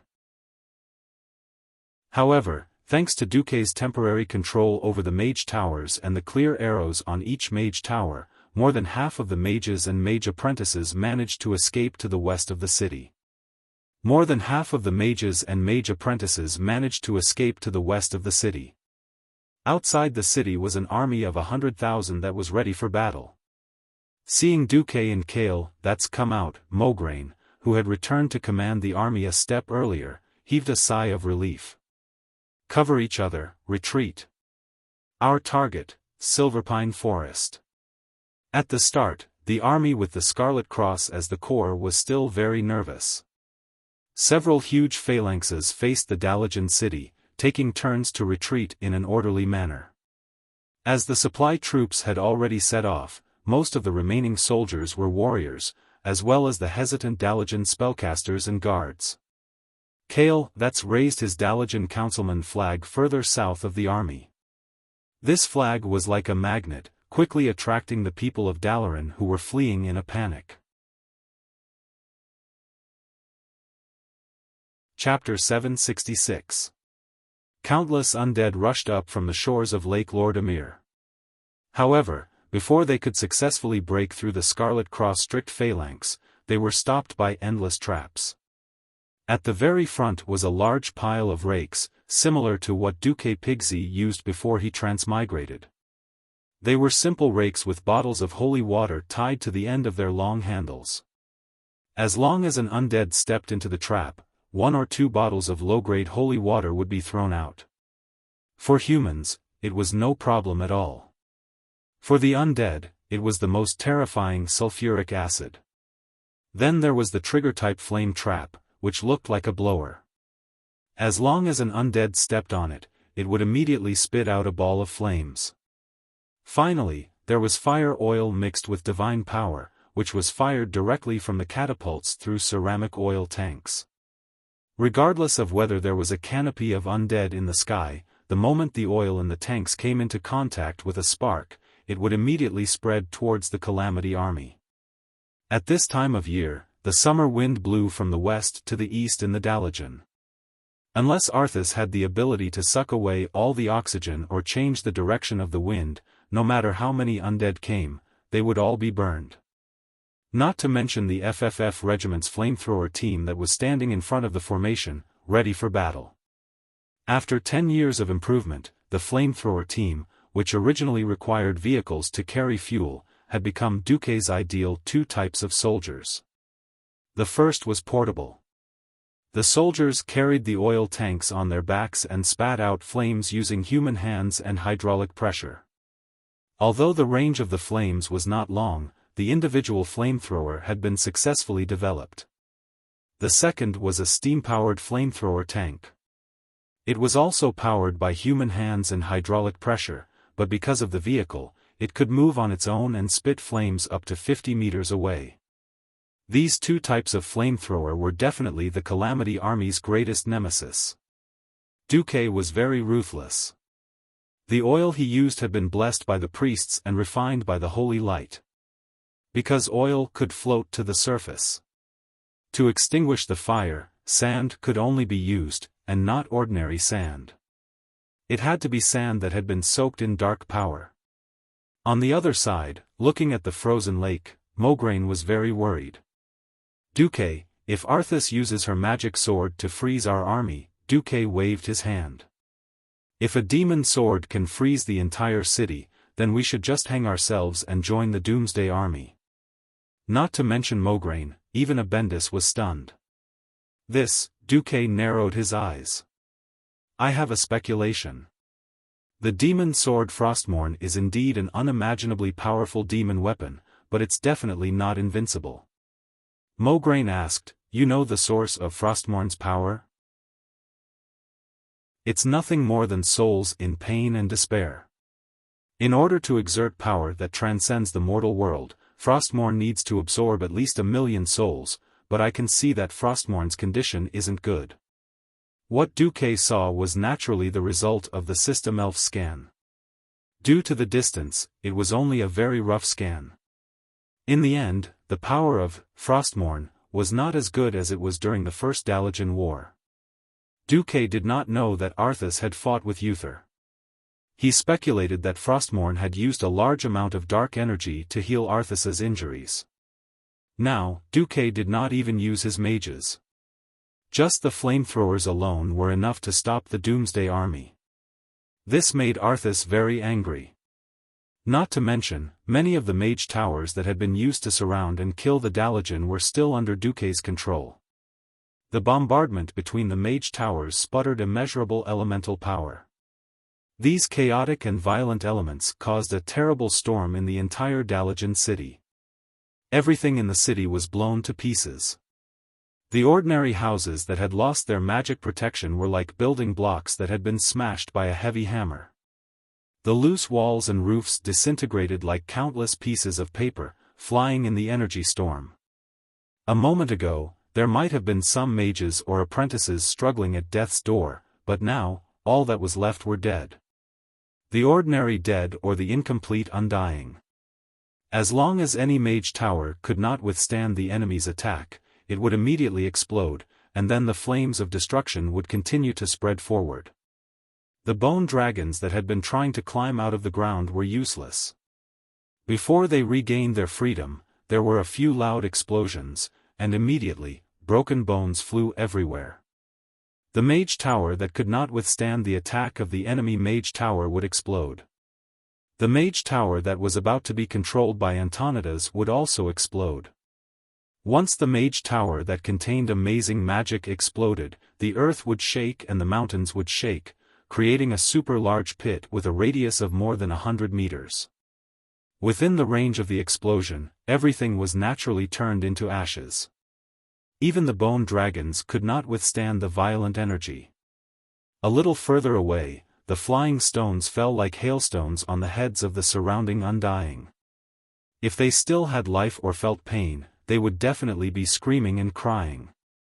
Arthas, who could not bear it any longer, directly gave the Great Lich a soul punishment through the spiritual connection. Antonidas. What the hell are you doing? The sharp pain caused Antonidas' withered body to shrink into a ball. Forgive me, my commander.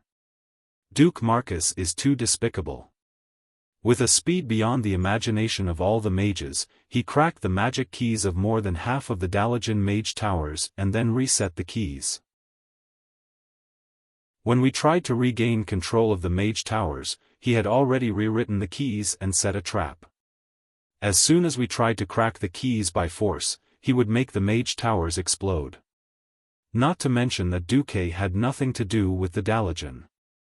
Rather than letting the Calamity Army take advantage of it, it was better to use it as a bomb.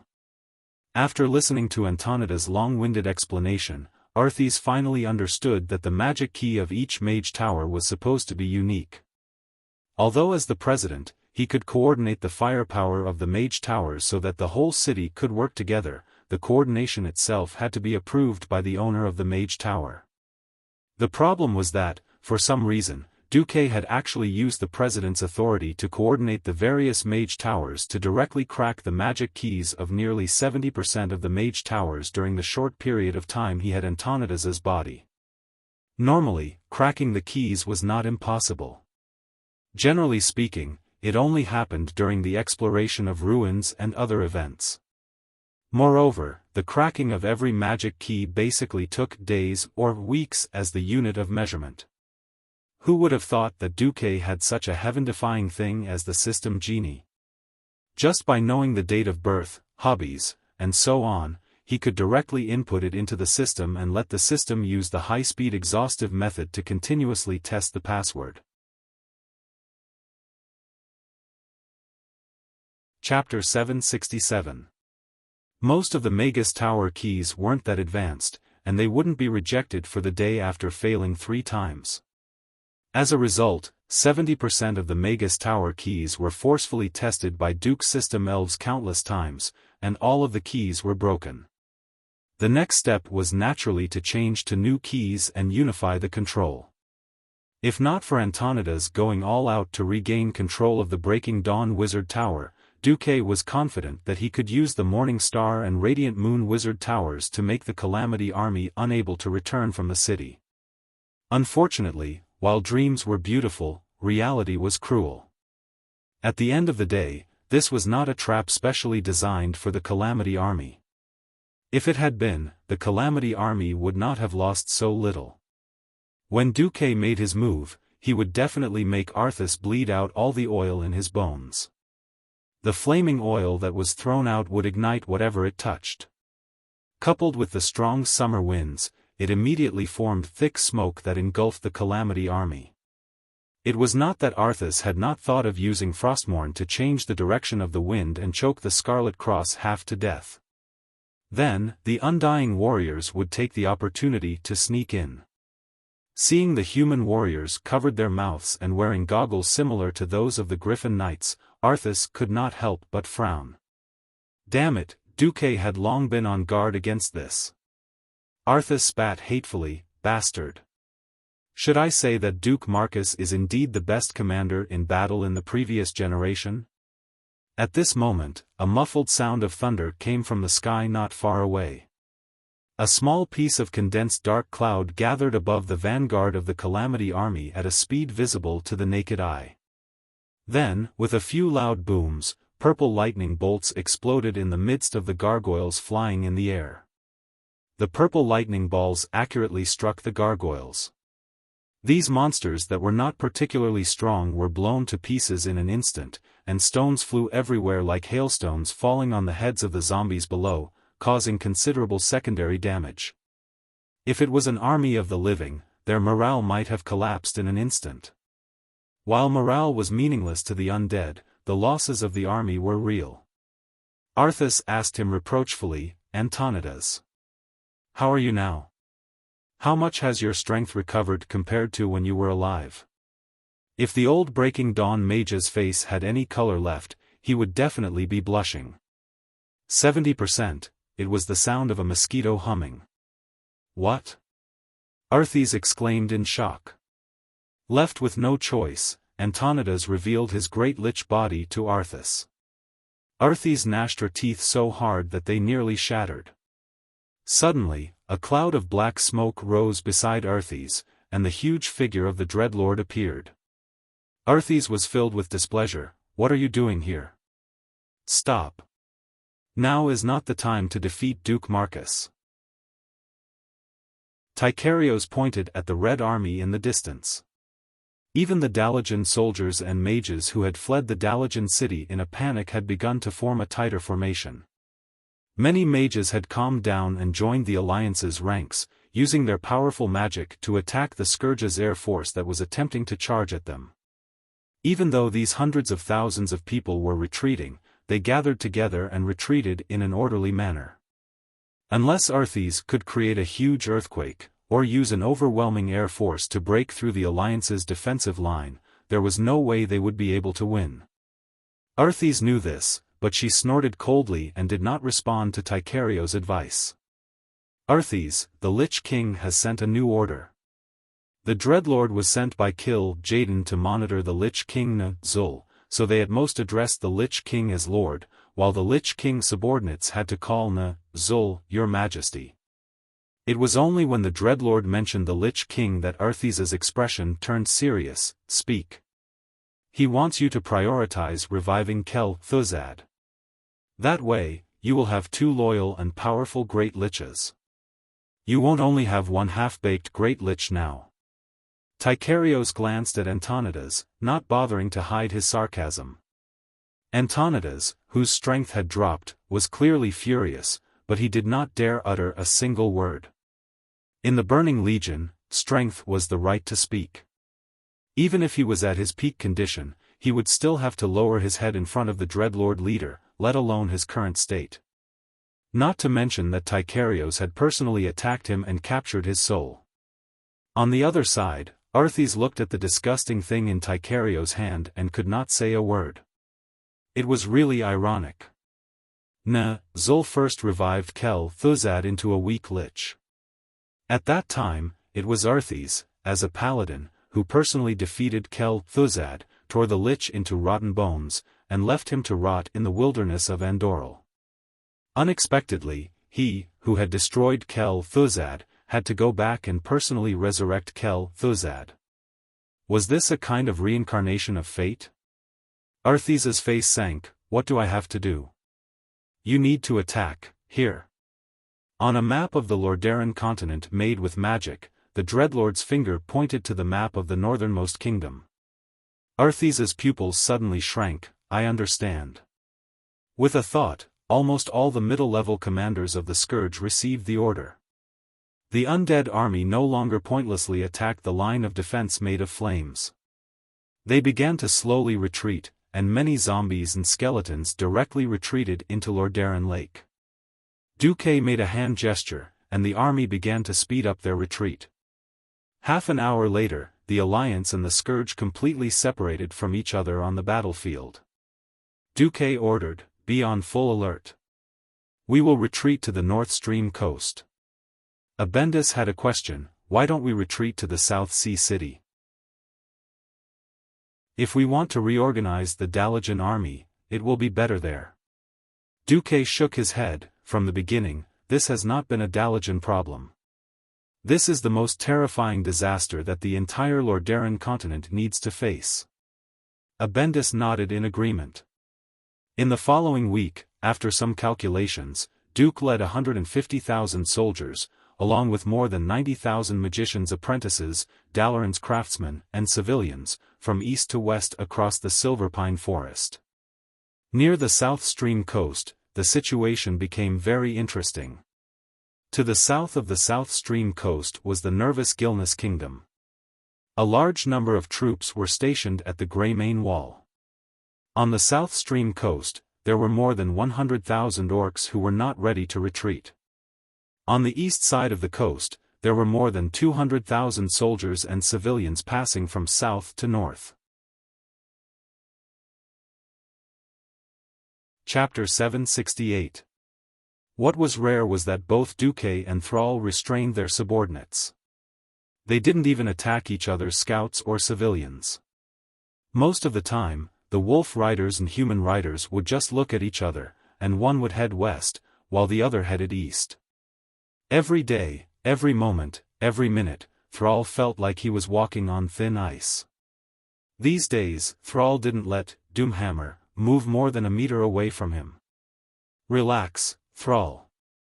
You won't make it to the Grimodor continent like this," Gromhell roared. "I understand, but whether it's that terrifying Duque or the Death Knight Arthas, they're not enemies our tribe can fight against right now. I have to be careful." Thrall opened his bloodshot eyes and shrugged. "Duque won't attack us," Grom said confidently with Bloodhowl on his shoulder. "How can you be so sure?" Thrall retorted. "Based on my instincts as a top-level warrior." Grom poked his chest with his left thumb. Thrall was momentarily speechless. "Don't underestimate my instincts. I've been in this world for 15 years. I've seen almost all kinds of humans. Righteous, resolute, despicable, treacherous, but Duke Marcus is definitely the most special one." Grom's blurred vision seemed to indicate that his soul had temporarily returned to the past. "Why?" "Because he's more like a prophet than a prophet. He knows how the situation will develop, and he'll know what needs to be done to turn the situation around. Whether it's our enemies or allies, they're all just pawns on his chessboard. He'll always choose to obtain the biggest victory with the smallest price." "Grom." Thrall sighed. That doesn't sound like something you would say." Grom didn't think much of it. "Of course it's what Orgrim said." "I knew it." Thrall sighed again, but he couldn't help but feel respect for both the former chief and Duque. What a terrible opponent. People stand on the clouds and look down on the earth, but we can only rely on our intuition to find the way forward in the dark. When Sal unintentionally praised Duque, Duque himself was actually worried. Now, he didn't know how the situation would develop. The original history books could already be burned as firewood. Although Arthas committed patricide according to the original version, what happened next was far too different from the original version. First, they attacked the Dalajan in advance, then Antonidas turned into a great lich, and the Second Dalajan War.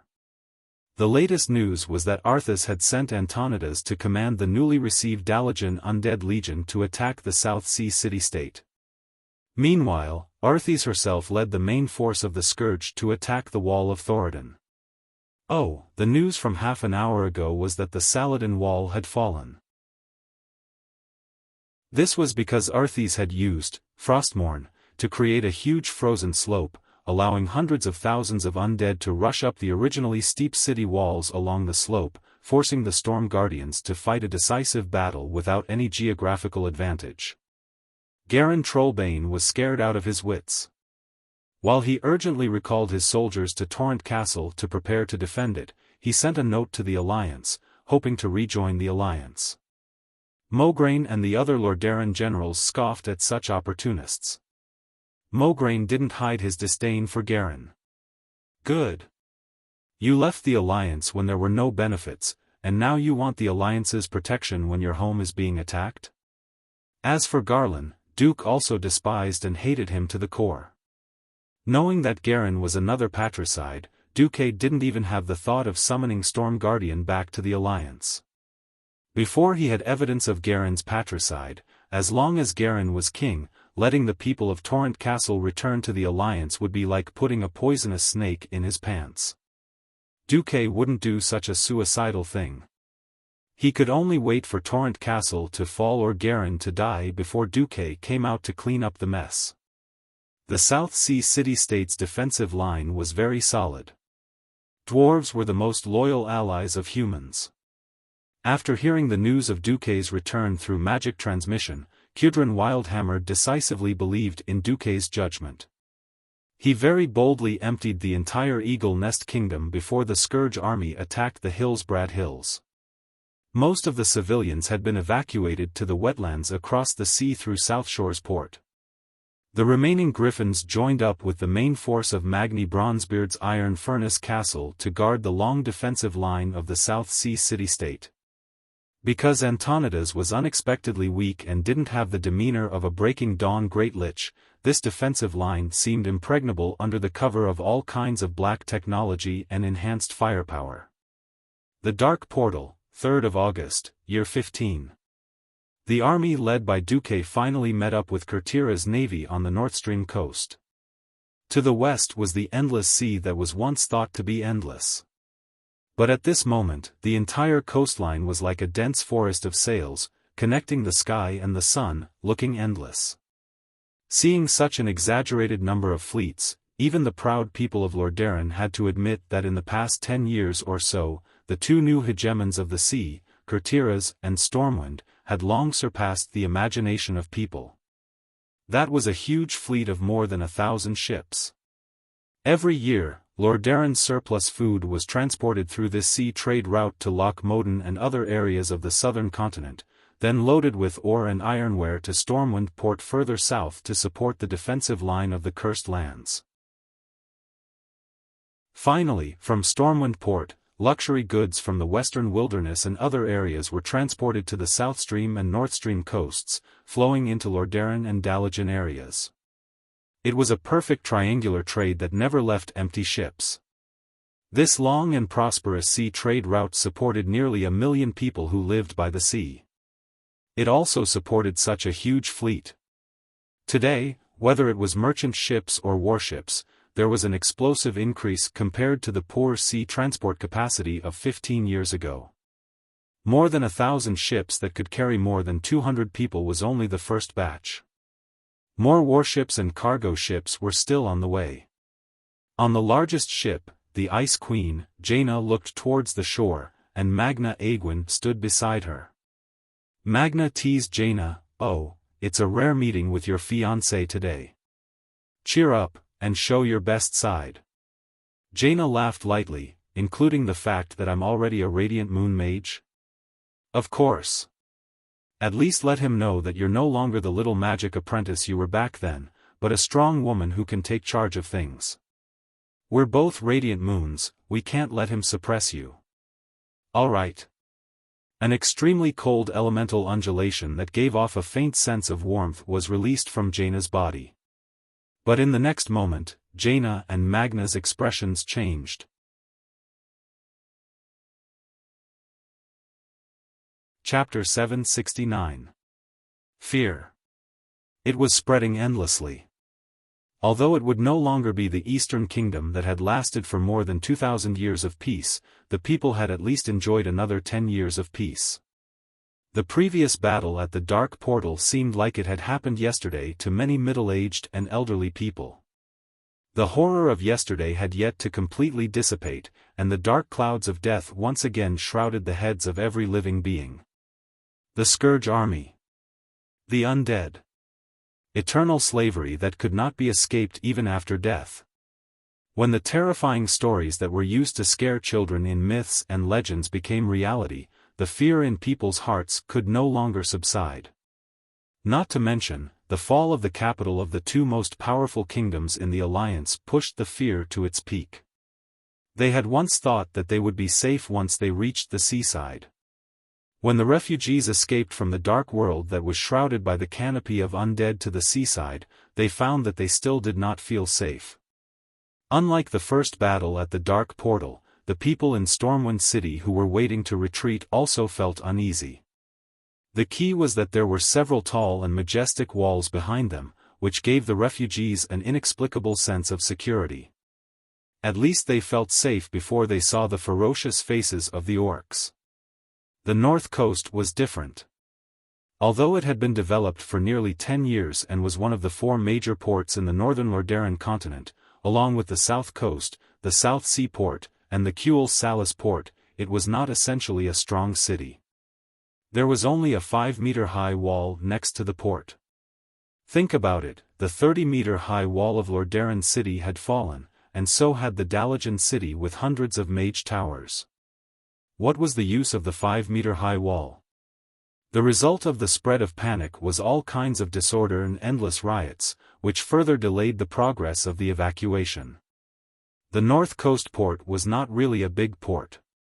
It could only accommodate 5 of the largest battleships and 30 small and medium-sized ships at the same time.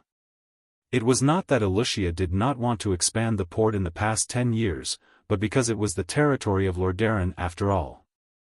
Regarding the request of Stormwind, the people of Lordaeron had been speculating and being extremely vigilant. There are only so many merchant ships every year. What's the point of building such a big port? Wouldn't it be convenient for Stormwind and Courtiers to invade Rotterdam one day? The hostile reply from the lords of Rotterdam made Wuxia choke on her words. There was no need to even mention the South Flow coast controlled by Gilnas. Gilnas' power was constantly shrinking, but he still hadn't given up his country's control over the southern part of the Silverpine Forest. As a result, the 2 coastal ports could not be expanded. Now, more than 100,000 soldiers were about to arrive, and there were already more than 300,000 refugees from the Rotterdam Kingdom who were stranded there. It was foreseeable that more refugees would rush here in the next period of time. However, it was not because there were no ships, but because the port was too small, creating a bottleneck. Apart from the pier, large ships could not dock on the smooth beach.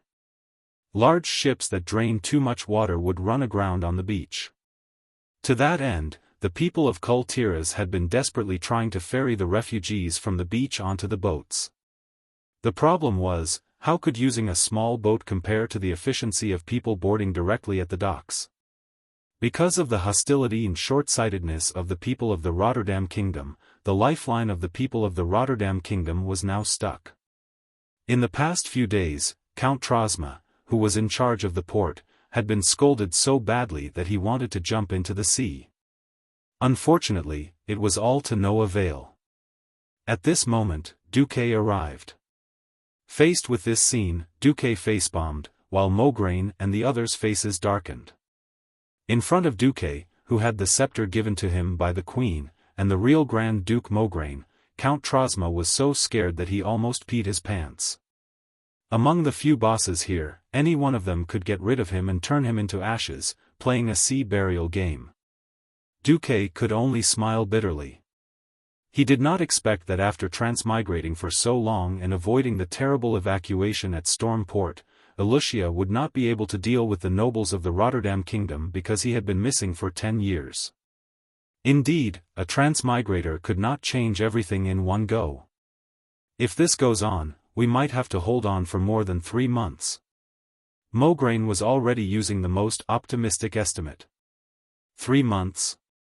Don't treat the Undying as blind. 3 months was enough for Arthas's Scourge army to raze this place to the ground several times. Duque had just received news that Uther's corpse had been found and thrown to the side of the road near Cair Darrow like trash. This also meant that Arthas had fallen even deeper and possessed even more power. He didn't know why Arthas would choose to attack Riptide Fort, but Duke didn't believe that Arthas would so easily ignore the hundreds of thousands of people on their side for such a long period of time, and let them retreat safely. We need a miracle. Abendis could not stop lamenting. If miracles could happen so easily, then they wouldn't be called miracles. Mograine patted his old partner's shoulder. The two of them could read each other's eyes. Yes, it was just a fight to the death. At this moment, Duque spoke. He pointed at his young face. Later, what you see might be a fake archmage. Huh? Duque said that he might be a fake archmage? What the hell was that? Nobody understood, but that did not stop them from obeying Duque's order to clear out all the seashores slightly south of the North Stream coast. There were no people, no ships, only hundreds of Scarlet Cross soldiers and over 100 officials and nobles who had followed Duque. Duke stood by the sea, less than 2 meters in front of his feet was the constantly rushing waterline. He still looked the same as 10 years ago, with short hair and a blue and white mage robe that fluttered in the sea breeze. With a soft sigh, a white ball of light appeared in Duque's hand. He was standing on the dividing line between the sea and the land. With a wave of his hand, the ball of light became bigger than a carriage and floated in the air. The cold light on it reflected the calm expression on the Alliance's commander's face. It was also a cold aura released in the scorching summer, but different from Arthes's deathly cold that made people fall into an ice cave. Duque's cold aura made people feel as carefree as enjoying the sun and the beach while drinking a cold drink. Because of the angle, nobody saw that Duque's pupils had changed from the deep black of the universe to a pair of illusory pupils that seemed to flow with pure silver. The dazzling ball of light rose higher and higher, and suddenly, the ball of light began to dissipate in mid-air. The temperature suddenly dropped. The entire beach, the entire sea, seemed to be hit by a violent cold wave of unknown origin, and suddenly shook. The next moment, everyone was dumbfounded, because the sea froze. Chapter 770. This was not an ordinary freezing, but a perfect freezing with a goal, a plan, and a manipulation. Not many people could understand what was happening. The elven prince Kale, who was born with outstanding talent, the protagonist, Jaina, who had trained to the Radiant Moon Archmage level in just 10 years, and Magna, who had guarded Azeroth for nearly 1,000 years. Even these people, who could be said to be peerless geniuses in the history of Azeroth, could not understand the current situation. They could not understand why the ice had the most perfect shape the moment it appeared. If it was simply to completely freeze everything within one's field of vision, it would only prove the strength of the caster. Mortals could not imagine that such a huge sea could be completely frozen. However, this did not include the strongest mages and those who had once understood the miracle of Duque saving people with ice ships.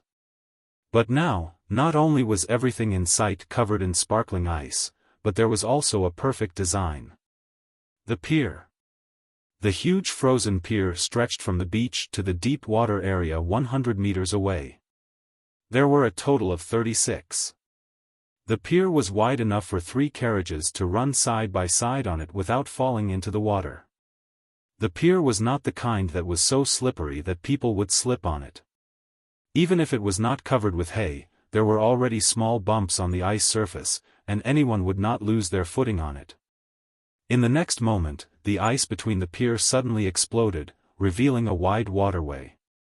Not to mention the people and soldiers of Rotterdam who were watching this almost miraculous scene from afar. Even the troubled mages and apprentices from Dalagen were dumbfounded after looking left and right like the ordinary people they had looked down on before.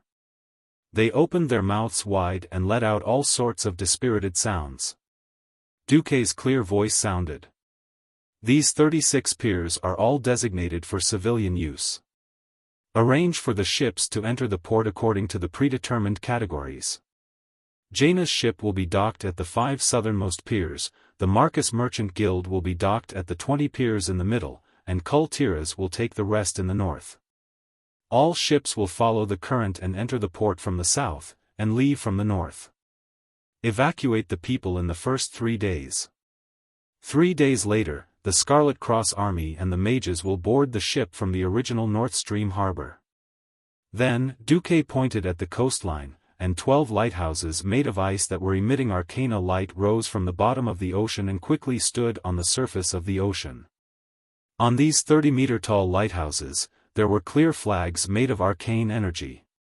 Not only did it guide the classification of the ships, but there were also huge arrows pointing out the direction in which the ships entered and left. With these lighthouses, even in the middle of the night, they could complete the highly dangerous operation of reaching the shore at night. Along the docks, install guardrails, and night lights every 10 yards. Kale, who had just walked to Duque's side, suddenly thought of something and waved his hand again. This time, there were 18 huge grooves that extended from the beach to the deep waters. It's a waste of my mana to keep the pier from melting. Mograine, arrange for the engineers to build a wooden dock in the ice trough. Make it sturdy enough to dock the largest warships. Mograine hurriedly replied, understood. The most troublesome part of building a dock was the foundation. Of course, large stones could be dumped into the sea by filling in the sea, but if the dock was not steep enough, it would break the wooden hull. The best way to build a dock was to push large cubes of cement into the sea, then fix them in place, and finally repair them to form a passage to the deep waters.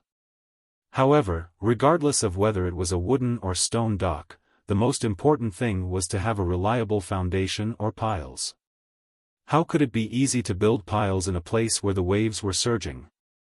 No matter what era it was a difficult task. If the magic puppets of Dalajan or Karazhan were still here, they could spare no expense and let the puppets do the work.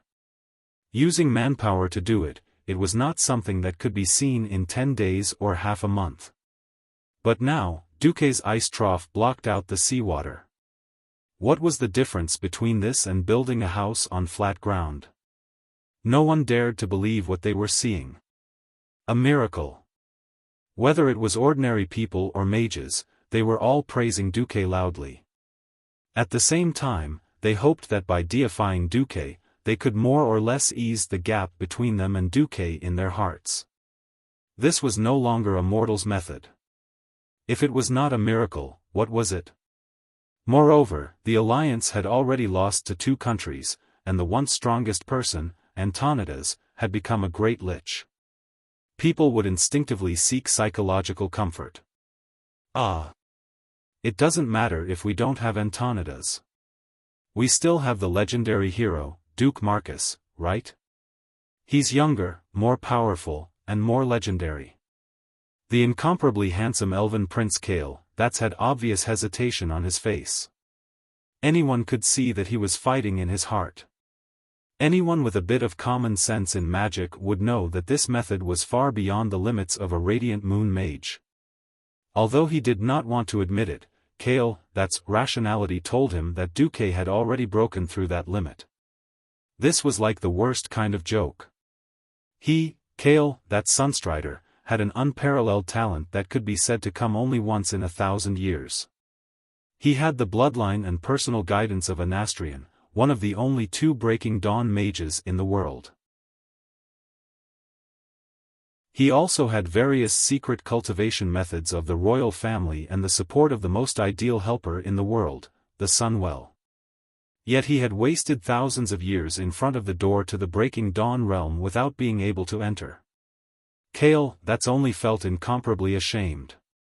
This was the second time. The first time was the rise of Antonidas. Now, the second time was Duque. Kale, that's lowered his head deeply. He did not dare to meet Duque's gaze. His mouth squirmed for a long time before he finally squeezed out a sentence. Lord Marcus, have you broken through to the Breaking Dawn realm? Duque replied faintly, if you were asking about Lord Marcus, I wouldn't answer you. If you were asking about Duque, that would be a different matter. Kale, that's was ashamed of his cowardice. He knew that Duque was reminding him. He suddenly felt enlightened. He raised his head, his green eyes staring straight at Duque's pupils that had returned to black. Duque, if possible, I hope you can tell me the secret to breaking through to the Breaking Dawn realm. Duque sighed. As your friend, I can answer you. I'm not a true Breaking Dawn. At the same time, it's only because I have the same magic circuit as Antonidas that I have a huge advantage. If it weren't for the fact that the Scourge army is too terrifying, I would feel ashamed. But now, I'm neither meritorious nor wrong. Kale, that's immediately understood. He suddenly smiled bitterly. Chapter 771. Do you still remember the transfer of magic circuits? There were 2 conditions for the transfer. First, both parties had to be of the same origin. Second, it had to be a live transplant. Third, the transferor had to do it voluntarily. No one would have thought that there would be such a miraculous situation where both Duque and Antonidas fulfilled all 3 criteria. Duque had originally used Antonidas, Arcane Throne, and Ice Crown. Although the magic circuits in his body had been expanded and modified when he obtained the Fire of the Breaking Dawn gift pack in the Dragon Slumber Temple, the foundation did not change.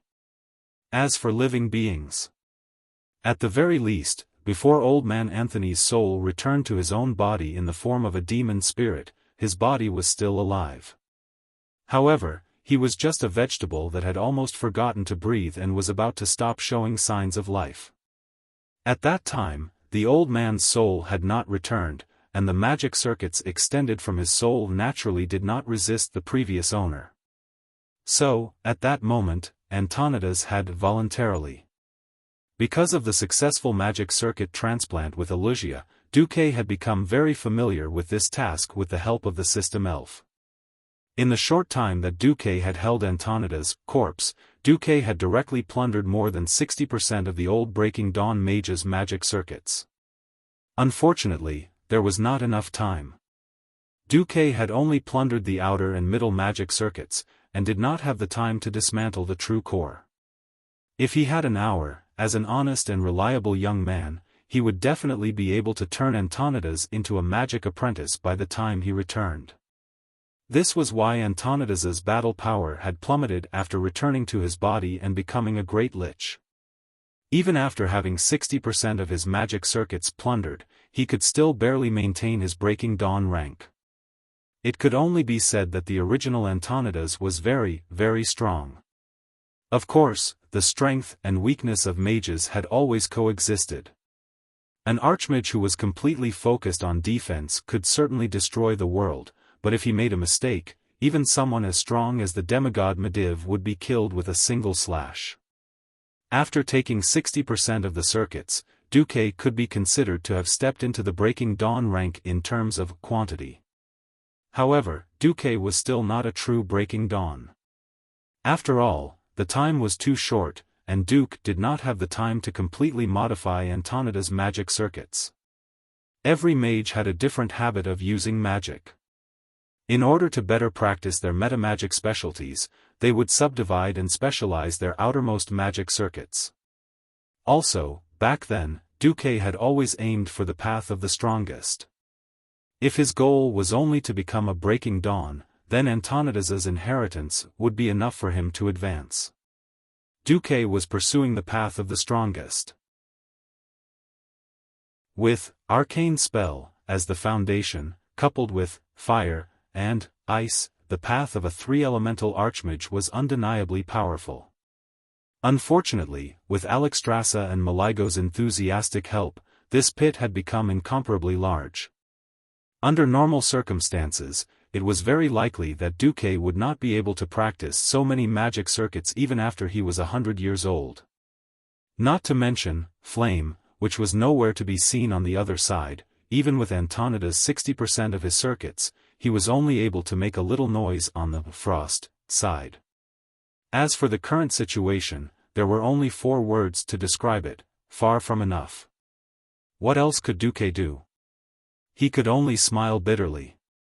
In the eyes of others, Duque was already a Breaking Dawn archmage, or perhaps he was already close to the legendary position of archmage. He knew his own affairs best. Of course, Duque could not publicly expose this wonderful misunderstanding. The alliance was suffering a great disaster, and it would not be surprising for there to be an avalanche effect if there was no uplifting news. Duque could only continue pretending. Moreover, as long as Duque was given enough time, Duque believed that with the magic power in his own magic circuits, he would not be inferior to a Breaking Dawn in terms of combat power. Alright, in the eyes of bystanders, the newly advanced Breaking Dawn Grand Wizard Duke Marcus, escorted by a group of Alliance officers, proudly stepped onto the pier made of ice that resembled a work of art. Walking on the ice that would not slip, Kale, that's revealed an envious look as he looked at the perfect ice pier that had been formed in one go. If Father also practiced ice magic, he would not be able to reach Duque's level of control. Kale, that sighed as he recalled the magic demonstration his father had given him back then. It was a lively fire elemental phoenix the size of a peacock, condensed from fire elements. He still remembered his heartfelt admiration for the fiery feathers on the phoenix's body. However, compared to Duque's move, although he did not want to admit defeat, he vaguely felt that Duque was still slightly better.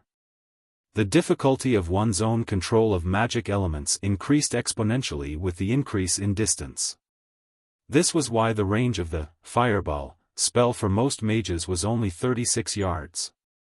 It was not that they did not want to throw it further, but if they threw it too far, the fire elements would dissipate and lose their lethality. For example, King Anastrian might be able to build a large pier like Duque had done in one go. However, Kale That's did not believe that his father could line up 36 piers on such a huge beach that could withstand the impact of a warship docking. Even if it was a different method, such as a more elaborate 36 walls of fire that could only provide fire for barbecue, this was not something his father could do. He could only sigh in admiration towards Duque. At this moment, a large ship flying the flag of Jaina slowly entered the harbor. The huge bow of the ship broke through the waves. A graceful female figure dressed in a blue robe with golden edges stood at the bow of the ship like a goddess crossing the sea from the east. She looked at the miracle that had happened in an instant. Duque looked at Jaina and was filled with emotion. The heroine of the Alliance who had been present throughout the history of the Azeroth War since the Battle of the Dark Portal, Jaina Proudmoore, had finally grown up. Mature, beautiful, moving, if not for the lost 10 years, Duque was confident that he could firmly control Jaina in his hands. Now, he could only go with the flow. Jaina was also staring at Duque on the pier. Duke Marcus, a living legend. Whether it was his deeds or his strength, they were all unforgettable to mortals. Such a peerless powerhouse was actually her nominal fiancé, but there were no feelings to speak of between them. Jaina did not know what expression she should use to face Duque. His soft blue and white robe was enveloped in a strange, chilly aura. Under the summer sun, the ice elements that floated around him emitted a dazzling light like diamond stardust. At this moment, in the Alliance, the true powerhouse, Duke Marcus, appeared.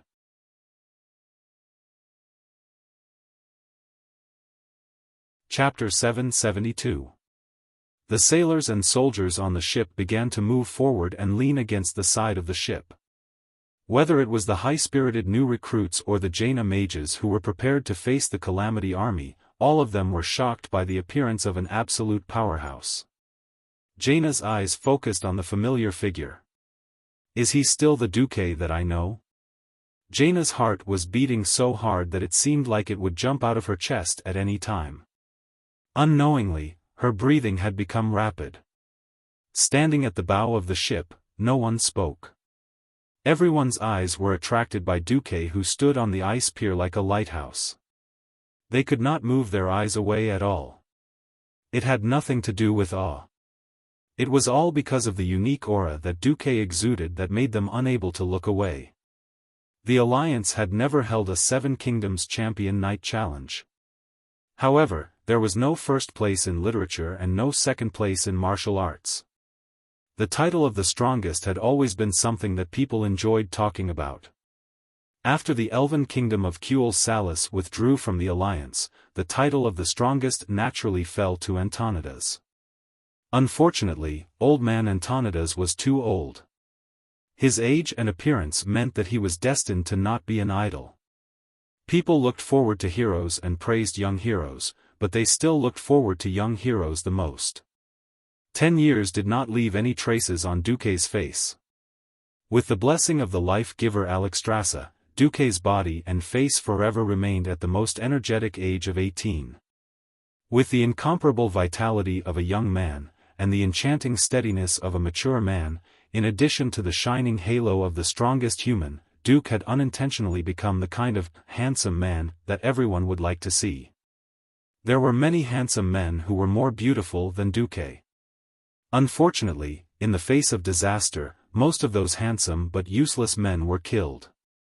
After becoming immortals, their faces became moldy and they became unlucky men. Jaina suddenly realized, Duque. There was only Duque. There was only Duque who could point out a way for thousands of people with just a few words. There was only Duque who could save six-digit refugees with a flick of his finger. There was only Duque who could see the future of Azeroth with a glimpse of the void. This was the person she wanted the most in her heart. Jaina suddenly tapped her forehead with 3 fingers on her left hand. Becoming a Radiant Moon Mage will allow you to establish your own sect? Ha. Ha ha ha. Magna, I really am the biggest idiot in the world. Magna Aegwin, who was dressed like a high elf consultant, tilted her head. I spent the most precious 10 years of a woman's life in an attempt to get rid of the shadow that Duque had cast on me. Who would have thought that the thing I wanted the most would be on Duke's body? Don't you think I'm stupid? Wow. Mag whistled nonchalantly. If you can't fight against the strong, then rely on the strong. That's a smart move. You agree? Jaina seemed a little surprised. In her impression, Mag and Duque didn't get along very well. After all, Duque had taken away Mediva's Karazhan, and in the end, he was homeless after being revived. Mag rolled her eyes. When did I object? Previously, I advised you to leave Duque purely because I didn't know what Duque's attitude would be, and that it would be very disadvantageous for you to continue staying with an uneasy attitude. But now, does this count as love at first sight? Love at first sight? No. I would never do such a stupid thing. I have never rejected Duque since I was 13. It was purely because I could always feel a faint hostility from Duque that I didn't dare to put my future in the hands of Duque. But now, all the problems aren't problems anymore. Heh. Mag gave a thought-provoking smile. What Aurelia, Sasha, Elucia, Kalia, and so on are all not problems.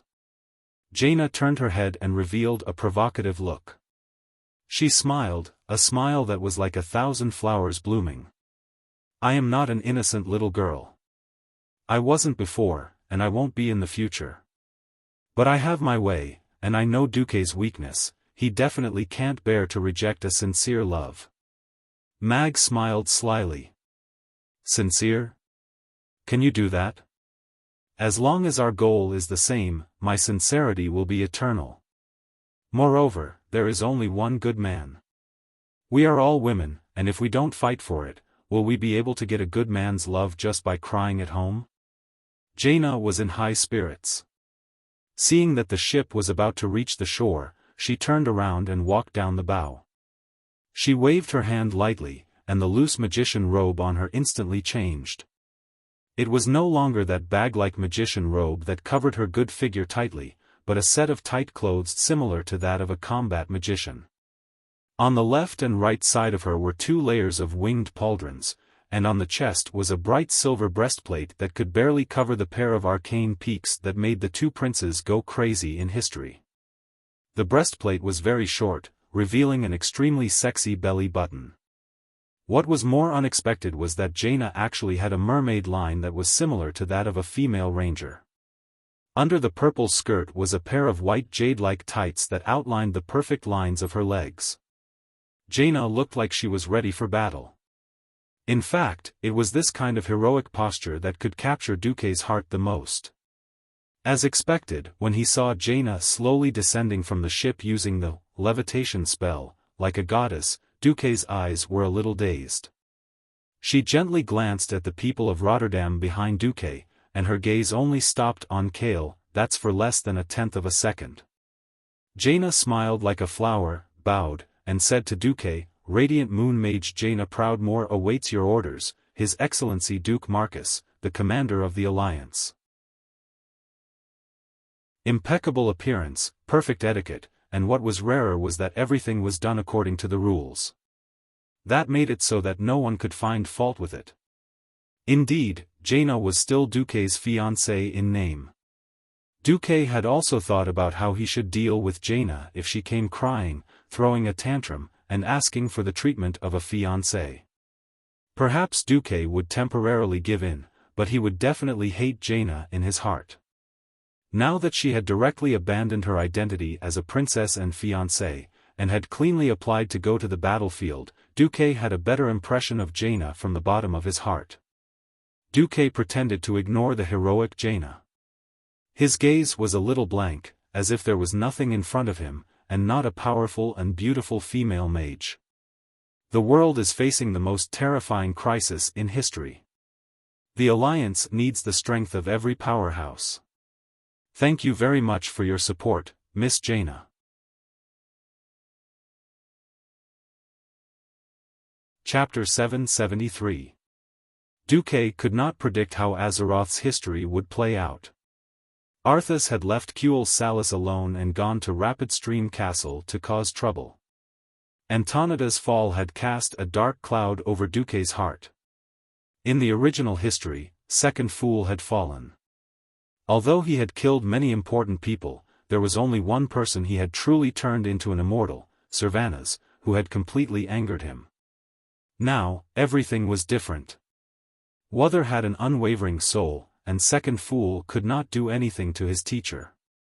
Tyreena's had been too weak when he was alive. He probably could not even turn into a lich. The latest news was that Arthas had turned every Morning Star mage in the Dalajan who had died in battle or surrendered into a lich. At the moment, the Calamity Army had at least one Breaking Dawn and several Radiant Moons. There were also a dozen Dreadlords on the Scourge's side, and Arthas, who had officially stepped into the demigod realm. It was no exaggeration to say that the snowball effect of the Scourge was starting to form. The High Elves' isolationism was acting up again. This time, Anastrian and the Silvermoon Council refused to join the Alliance no matter what. Even though Duque had repeatedly warned them that the Scourge's target should be the Elves, they just refused to listen. At most, they would blindly strengthen the defensive magic formation that they thought was invincible. Duque was so angry that he wanted to vomit blood. In the magic message, Duque did not care about anything else. According to the Red Dragon Queen Alexstrasza's estimation, the Scourge's real target is likely the Sunwell. If these bones are allowed to obtain the power of the Sunwell, they may very well use it to summon one of the leaders of the Burning Legion, Archimonde. Kael that's tried to persuade Anastrian, but Anastrian just did not listen. Sir Commander Marcus, times have changed. After 13 years of preparation, the High Elves have the ability to protect themselves and the Sunwell. Also, the light of the Sunwell cannot be tainted by outsiders. After saying the last sentence, which was obviously a warning, the Sun King cut off the magic message. Damn! Sun King, you're awesome. You even think that I'm an evil person who is trying to use the Scourge to steal the power of the Sunwell. Duque was so angry that his lungs were about to explode. However, when he predicted that the Doomsday Army would attack Kuel Salis, he had no choice but to let Kael that's go. In history, the Kaizi only received the news that his hometown had been attacked very late. When he rushed back, it was already too late. He could only bring his defeated army and join the Alliance in frustration and anger again in an attempt to take revenge. It was no wonder that when Kai Z led a team to join the Alliance for a short period of time, he was treated with disdain everywhere. Oh, no, not elves. Speaking of which, the High Elves had already been forced to join the Alliance twice. Who in the Alliance would be nice to such a fickle country that treated the Alliance like a market, coming and going as they pleased? The problem was that Kuel Salis hadn't joined the Alliance yet. Alright, their prince had to rush back to save them. There was no reason for Duque to force Kaizi to work by his side. Duque also had a headache now that his only mage-type helper was gone. Now, Jaina had come to play the role of a strong helper. If he didn't consider the bad debt between him and Jaina, it would be a good thing. After all, from a military point of view, Jaina's leadership and personal strength were more than enough. If there was anything else that Duque had to worry about, it was that Jaina would be courting death because of her identity.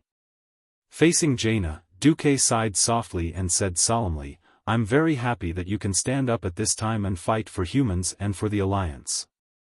I do need a strong mage to help me. But before I officially welcome you to join the alliance, I have to say in advance, Jaina nodded obediently. Go ahead. Duque said in a voice that Mograine and the others could hear clearly, now we are facing a major crisis that is enough to destroy the world. I hope that the alliance can return to the state of the last war, where there is only one clear and unified command. Everyone, regardless of their status, is a general of the alliance. So, once you wear the badge of the alliance, you are just a general under me. Other than that, you are nothing. Do you understand? I understand. I will obey your orders. Commander Marcus. Duque waved his hand and someone brought out a beautifully decorated brocade box. Inside was the badge of a major general of the alliance. Originally, no matter how noble Jaina's identity was, she would not be able to get the rank of major general. This was the agreement between the various countries when the alliance was first established. After the king entered the alliance, his rank would be general. Only the successor of the royal family of each country would be a brigadier general after entering the alliance. Other nobles would not be given the rank of general unless they had more than 5,000 soldiers. Naturally, there was another reason why Jaina could become a major general in one leap. The Dalajan city has been destroyed. The original Kirin Tor Council must be reorganized. His Excellency Sunstrider has chosen to return to Kuel Salis as an elf. His Excellency Krasis and the other Dalajan mages have clearly expressed their wish for me to take over the position of chairman. I think the Kirin Tor Council needs more outstanding mages to lead the explorers of magic out of the darkness. Jaina, let me ask you, are you willing to accept the position of Kirin Tor Council member and the position of Major General of the Alliance? As Duque spoke, he observed Jaina. The current situation in the Dalajan was very different from the original history. It turned out that Antonida's death in battle had caused a power vacuum. However, because Ronan had saved the Red Dragon Queen, even if Ronan was not very strong, Ronan had been the one to take control of the Kirin Tor Parliament. In this life, Duque had appeared out of nowhere. Regardless of whether it was Duque's identity, strength, or actual achievements, it was too easy for him to inherit the position of chairman of the Dalajan. If not for Duque's insistence on his identity as the Storm Duke, perhaps everyone would have called Duque Chairman Dakin Tor instead. Even so, the power of the Dalajan had actually fallen into the hands of Duque and Krasis. Considering Krasis' identity as a giant dragon, the Dalajan was now Duque's word. 10 years could easily change anyone. He did not know how Jaina had grown. Had she grown up crooked, or was she as F***ked as the girl who sold her father in history? Thus, Duque's offer of the position of Major General and Kirin Tor Council member was more of a test.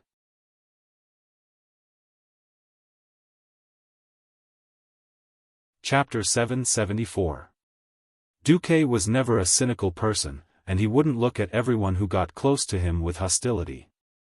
If it wasn't for the fact that Jaina was famous for selling her father, Duque wouldn't have been so wary of Jaina. On the other hand, she didn't continue her relationship with Arthas. When Second Fool fell, Jaina didn't stay by Second Fool's side either. Similarly, because she grew up in a different place, Jaina lived in the Elven Forest when she grew up to be a mature beauty. Jaina didn't have any interactions with Kai Z either. He changed Jaina's growth history and made her waste 10 years of her youth with the title of Duke Marcus's fiancée. Women in the mortal world didn't have many decades, let alone the golden 10 years from 18 to 28. During a woman's most beautiful and blooming period, Jaina was equivalent to being a widow for Duque. Regardless of how much Jaina loved him, at least she didn't give up on the engagement and remarry, nor did she have a scandal with some handsome man. Duque's feelings were complicated.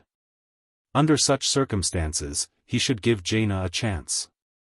Duke made a decision. As long as Jaina's temperament was not crooked, or if she did something too excessive, she should be given an eternal life slot no matter what. Beauty shouldn't stay in an empty house. Talents shouldn't be wasted. Heroes shouldn't be sad. If you love power, I'll give you a chance to reach the peak. If you love power, I'll give you a battlefield to show your skills. As long as you don't go against the path of justice and the path of the alliance, so what if you have a little selfishness? After 10 years, Duque had matured and become more magnanimous. After all, this was the bearing that a person who led the alliance to glory should have. Duque was testing Jaina, but he didn't know that he was shaking Jaina's heart on a different level, making her unable to extricate herself. Humans had a certain aura about them. If a person is timid and calculative, he will not mix well, and no woman will like him from the bottom of their hearts.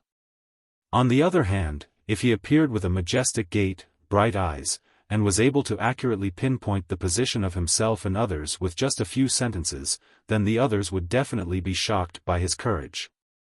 Duque, who had led 2 battles at the Door of Darkness, had once again shone brilliantly in the 3rd battle at the Door of Darkness. Duque didn't realize how powerful his aura was. However, Jaina. It was as if a strange switch had been turned on. In the 15 years that Duque had known Jaina, this was the first time he had seen Jaina reveal such a fanatical and intoxicated expression. Obviously, it was not about the matter, but about the person who was infatuated with him, Duque. Jaina lifted the edge of her armor and performed a standard ladylike bow. If accepting the position of Kirin Tor Parliament member and the position of Major General of the Alliance is your wish, then I will gladly accept. Jaina gave an extremely obedient and pleasing answer. The meaning behind her words was clear: I don't really want to be a savior, it's purely because I'm yours, so I'll listen to everything you say. No matter which man heard this answer, all the pores on his body would feel extremely comfortable, as if he had eaten a ginseng fruit. Also, because of the ladylike bow, her body was slightly lower. Duque, who was dazzled by Jaina's white weapons, was almost worried that his corium or dog eyes would go blind. Ugh! Duque's facial muscles stiffened a little. He finally showed signs of losing his composure. Beside Jaina, Mag snickered in her heart, while Mograine and Abendis, who were not far behind Duque, had their eyelids twitching. The 2 old fellows looked at each other and saw the worry in each other's hearts. This is not good. They had heard that Duque and Jaina were at odds. He had kept her by his side for many years and refused to touch Jaina. After Kalia urgently became the queen, these 2 loyal Lordaeron ministers were still dreaming of the queen marrying Duque. Now they were in trouble. Firstly, Jaina was still Duque's official fiancée. Secondly, Duque seemed to like heroines who could fight and work the most. They still remembered that Duque had gone to Lordaeron many times a decade ago. There were at least 1,000 beautiful noble ladies who had flirted with Duque in Lordaeron, but Duque didn't even look at them, and there weren't even any scandals. The only real lovers he had were the High Elves' Windrunner sisters. Then, he didn't care about Princess Kalia, who was worshipped as a goddess by all of Lordaeron. Mograine and Abendis had secretly asked the experienced female officials, and the conclusion they got was that Queen Kalia seemed to still be a virgin. These 2 old fellows were now having a headache. However, with a super strong enemy like Arthas in front of them, the 2 old fellows naturally couldn't do anything. Back, on this side, after Duque exchanged a few words with Jaina, he didn't forget to give Aegwin a warning. Duque, let me introduce you. This is Madame Magna Xiaofan, a magic consultant that I discovered by chance. Hello. Lord Marcus. Magna pretended to salute. Unfortunately, for a transmigrator like Duque, spoilers couldn't be easier. Hello, Madame Xiaofan. When Duque finished speaking, he suddenly used the language of the wind that he learned from Aurelia and said, "Thank you for taking care of Jaina all these years, Madame Aegwin. Thank you also for the gift that Medivh left me. It's a pity that Karazhan can't return for the time being." Aegwin shuddered. Of course, as a former guardian and a super smart person who had lived for thousands of years, she was definitely very experienced. I heard that Karazhan is still trapped in the void. If there's a chance, I would like to pay a visit. It's indeed a bit of a pity now. However, I believe that Karazhan can only truly display his value in your hands. Aegwyn's answer made Duque heave a sigh of relief. Medivh had been resurrected. If one day Karazhan returned to Azeroth, and Medivh wanted to take it back, it would be really difficult to deal with. There will be a chance. After answering on the surface, Duque said in the language of the wind, "Thank you, Medivh has always been the person I admire the most. I look forward to that day. However, Sir Marcus, who has inherited the Guardian's will let Karazhan return in the future, won't he?" Aegwyn's subtext was, "As long as you continue to fulfill your duties as a Guardian, Karazhan will be yours. There will be such a day." Duque smiled. Finally, Duque had settled the troublesome combination of Jaina and Magna. Then, in the evening of the same day, Duque welcomed another wave of reinforcements. "I declare that from now on, if you enter or leave Duque's tent, you have to ask me first," said the lady with long white legs. Jaina's eyelids twitched wildly.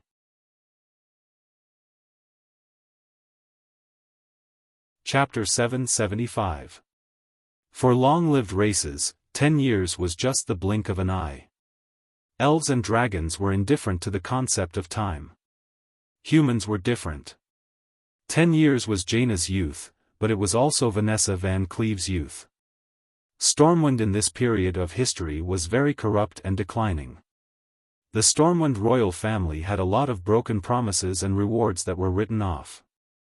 For example, after the restoration of the country, the Stormwind royal family refused to pay for the reconstruction of Stormwind City paid by the Stonemason Brotherhood because of the conspiracy of a dragon princess. This directly led to a major tragedy for Vanessa's father, Edwin Van Cleve, the Mason Brotherhood, and a lot of people who worked hard but did not get paid. In her original fate, Vanessa spent her childhood in the depths of the sunless deadmines in such a dark, terrifying, and painful environment. Her father and the people around her were struggling with anger and despair. Of course, they couldn't teach her anything good about Stormwind City. Even if they didn't tell her anything, it was enough for her to slowly develop an indelible hatred for Stormwind City. In this life, the appearance of Duque changed everything. Her father, Edwin, from a lowly stonemason leader, became one of the two great heroes fighting against the orcs in the western wilderness. Although not as famous as Duque, that glory was real in Stormwind. "Ah! You are the daughter of that Edwin Van Cleef. You are so skilled, you are indeed the daughter of a hero. If she was a boy, she might be like Alexandros Mograin's son, living in her father's shadow. After all, boys inherited the family business. But she was a girl, and did not have that kind of pressure. If there was pressure, it was. Her father Edwin could not find a man who could marry his daughter. In terms of status, because Edwin followed Duque, he jumped from a lowly stonemason to a knight, and was directly promoted to a viscount. He was an important minister of the Marcus family. In terms of official position, Edwin was the Minister of Construction under the Minister of Internal Affairs, and almost all the infrastructure projects in Stormwind City were led by him. Logically speaking, the Van Cleve family was already very prominent. That was where the problem lay. The nobles could accept a poor lad with no background stepping into the circle of nobles just because he grasped the mysterious power. After all, the inheritance of the magic circuit itself was a priceless treasure. However, the nobles definitely did not like a bumpkin without any special talent becoming a noble in a single step. Under normal circumstances, only knights who had been knights for at least 2 generations would be more easily accepted by the noble circle. The nobles of Stormwind had withered a lot because of Du's betrayal during the Great Retreat, but the old nobles, such as Balver's for Dragon family, and the new nobles promoted by Lang, still did not like Van Cleef. In the end, the only people who could accept Vanessa were the members of the Marcus family. Then, in a duel 5 years ago, Vanessa used her beautiful dagger to defeat old Fan's favorite, the knight Captain Cassar. With 12 consecutive hits, Vanessa, with her fierce reputation, could no longer marry. Having participated in the Battle of the Dark Portal, Vanessa, who was used to seeing great heroes, naturally had high standards. She did not care whether she married or not. "Father, you're still young. If you want the Van Cleef family to continue, you can marry another woman. In the future, give me a younger brother or sister to be the heir. Don't worry about me." Edwin finally realized that his precious daughter, who had traveled extensively with Princess Kalia for 10 years, was no longer that obedient little girl, but a true powerhouse. This time, when Edwin heard of Duque's grand return, and the instigation of a queen who had fled to Stormwind City to seek refuge, he immediately sent his daughter. A member of the Van Cleef family is a member of the Marcus family in life, and a member of the Marcus family in death. Master Duque has just returned, and is in need of help. Since you were Master's maid before, and now have Her Majesty Kalia's permission, you should serve Master. Edwin spoke righteously on the surface, but in fact, he was overjoyed to send his daughter to the North Stream coast by boat. Together with Vanessa were the female High Elf Knight Riataline and the fourth child of the Windrunner family, Lilith. They were originally sent by Duque to be Kalia's companions, to accompany the bitter Kalia in enjoying freedom. Strictly speaking, they were all Duque's subordinates. After 10 years of living together, they were once again branded with Kalia's mark. Sending them back when Kalia was pushed out by Duque to take power naturally had a different meaning. Duque did not care. After disappearing for 10 years, Wuxia was still helping him manage his territory and power, and Duque was already very grateful. Especially Edwin Van Cleef. After Wuxia secretly pointed out that if not for the Marcus family, Stormwind City would not have been able to pay for the construction of the city, Edwin completely cut off his thoughts of the Stormwind nobility, and became the most fervent supporter of the Marcus family. In any case, it was more convenient to use his own people. Since Vanessa wanted to come back and be the head maid, Duque let her be. After all, she was now a single commander, without a single maid. Lilith stepped into the realm of heroes without a sound, and could be considered to have 70% of Aurelia's combat power back then. On the other hand, the enemy was an undying. Without a holy knight by his side, Duque felt a little weak. Riataline's arrival was obviously a great help. The only thing that Duque did not expect was that Vanessa blocked Jaina as soon as she arrived. Duque rubbed his eyebrows. "Vanessa, in the future, Jaina can enter my tent or room without permission unless there are special circumstances." When Duque's voice came from the tent, Vanessa reluctantly moved aside. Even if she was a little unhappy about being blocked, Vanessa's agile movements made Jaina look up to her. However, Vanessa was dressed in a tight-fitting outfit doing the work of a maid. Coupled with that special lithe charm, this made Jaina a little jealous. It seemed that Kalia was not her only competitor. Jaina lightly pursed her lips, and then entered with a dignified demeanor. "Duque, this time I'm here." Duque saw through Jaina's thoughts at a glance, and waved his hand. "Defeating the Calamity Army is the most important thing. Once the Calamity Army attracts the Burning Legion's commander, Archimond, the world will be destroyed. At that time, all glory and status will be illusory. Come and help me look over it. Now that bastard Anastrian has given me a difficult problem."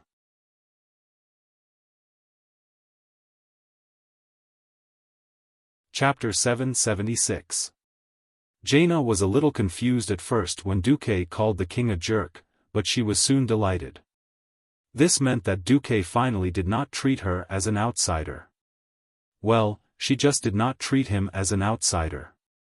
Jaina still had a long way to go before she could become someone close to Duque, or even an official wife. After asking a little, Jaina found out why Duque was so angry. She did not know if she should praise Anastrian Sunstrider. This old bastard was indeed a super veteran politician who had lived for thousands of years. This great Sun King in the eyes of the elves was also very good at playing politics. Although the High Elves were all proud of themselves and had serious isolationism, this did not mean that the elves were all idiots.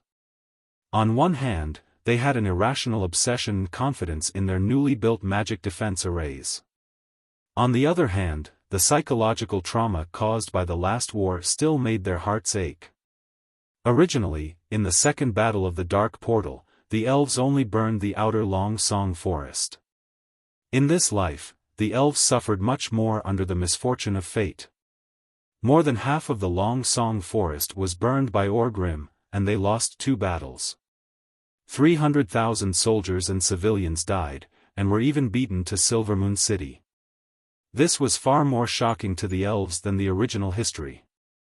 Because they did not want to be bullied by Tyreenas, Kuel Salus and Gilnis took the opportunity to leave the alliance while Deathwing was pretending to be the Lord of Presto.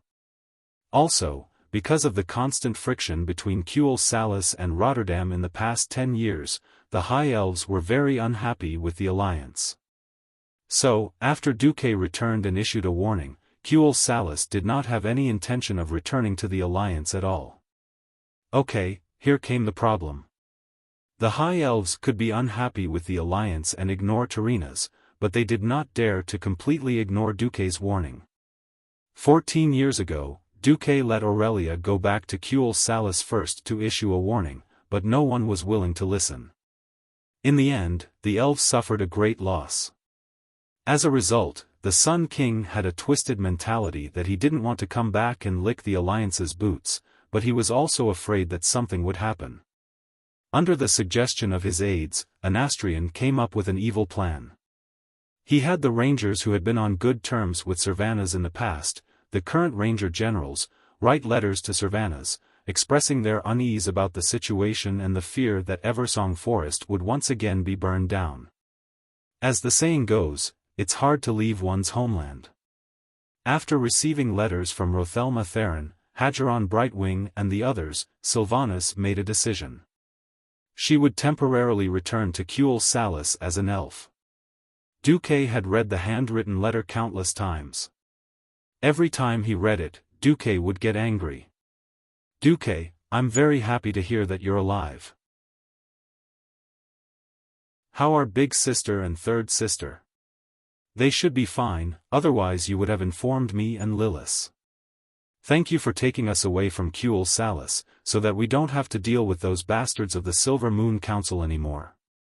In these 10 years, Elucia and the others have been very good to me and Lilith, and I've been living a good life. Then came the twist. However, when I heard that Kuel Salus was once again in danger, I suddenly found that I couldn't control myself. The elven forest is good, but the trees here are too short. They will never grow as tall as the trees in Eversong Forest. Even if they are as tall, it will not be my Eversong Forest. The 2,000 years I spent in Eversong Forest left an indelible mark in my soul. If I were to see the Eversong Forest destroyed again and do nothing, would never forgive myself. Reading this, Duque was already depressed. 10 years was too short for a high elf who had a lifespan of thousands of years. Moreover, he, Aurelia, and Sasha were not around, and Sylvanas had no sense of belonging to the elven forest. Please forgive my willfulness. I decided to go back on my own, and it has nothing to do with Sun King or my friends. Since Big Sister could become a hero in the Troll War and be worshipped by the world, I definitely should not lose to her. If the Eversong Forest is invaded again, I will either return as a heroine who can stand shoulder to shoulder with Big Sister, or let me die in my favorite forest. Duque also showed this letter to Jaina.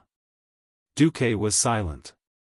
He began to understand why Sylvanas in history would fight to the death in Eversong Forest. She first completely angered Arthas, and was killed. Then, she became a Banshee of Death, and finally became the Forgotten Queen. First, the desire to protect her home and country strongly dominated her will. Second, the competitive and rebellious heart made her decide to fight to the death. After all, in the original history, big sister happened to go missing in the Outland, and third sister was delayed in the Dalajan because of something important. After reading the letter, Jaina sighed. Lady Sylvanas has always had a personality and a mind of her own. She is not the kind of person who can be persuaded to come back. Moreover, we are in no position to persuade her to come back. However, she doesn't need to join the alliance, but wants the alliance to be Kuel Salas's backup. Sun King is quite shrewd. This was the ruthlessness of the Sun King. The old fox, Anastrian, knew the relationship between Duque and Aurelia, but still sent Sylvanas to the southernmost front line of the Eversong forest with great fanfare. If Duque was unwilling to rescue Kuel Salas and let Sylvanas die in battle, then Duque's harem would definitely be on fire, and it would be the two biggest fires. On the other hand, if Duque sent an army, then the High Elves could be said to be able to attack and retreat as they pleased. If the Calamity army could not break in, then the High Elves could stay in the safety of the magic array and brag about how awesome their magic array was. Then, even if the 200,000 Alliance troops stayed on the sea and had nothing to eat, the High Elves would not have to pay a single copper coin for military expenses or owe any favors. They did not ask the Alliance to come, and the High Elves did not belong to the Alliance. If they dared to come in, it would be trespassing on the territory of the Kuel Salas. If the Calamity army was really that powerful and broke the new magic array of the High Elves, then they could still call for help at the critical moment. And they would be on call at any time. The sister-in-law of the commander of the Alliance is still in our hands. Are you coming to rescue her? Duque looked at Jaina's bright face. He was asking for Jaina's opinion. Jaina took a deep breath. She knew that it was time to test him again. If Kuel Salas is unwilling to sign the harsh treaty and join the alliance again, then we will only save Lady Sylvanas. Duque's eyes sharpened, and his pupils constricted. Unknowingly, his lips were already bleeding from biting. As expected, it still has to be like this? You're tuning into the Xiaofan's Wuxia Tales YouTube channel. Don't forget to subscribe and join us on this journey to catch the most captivating stories.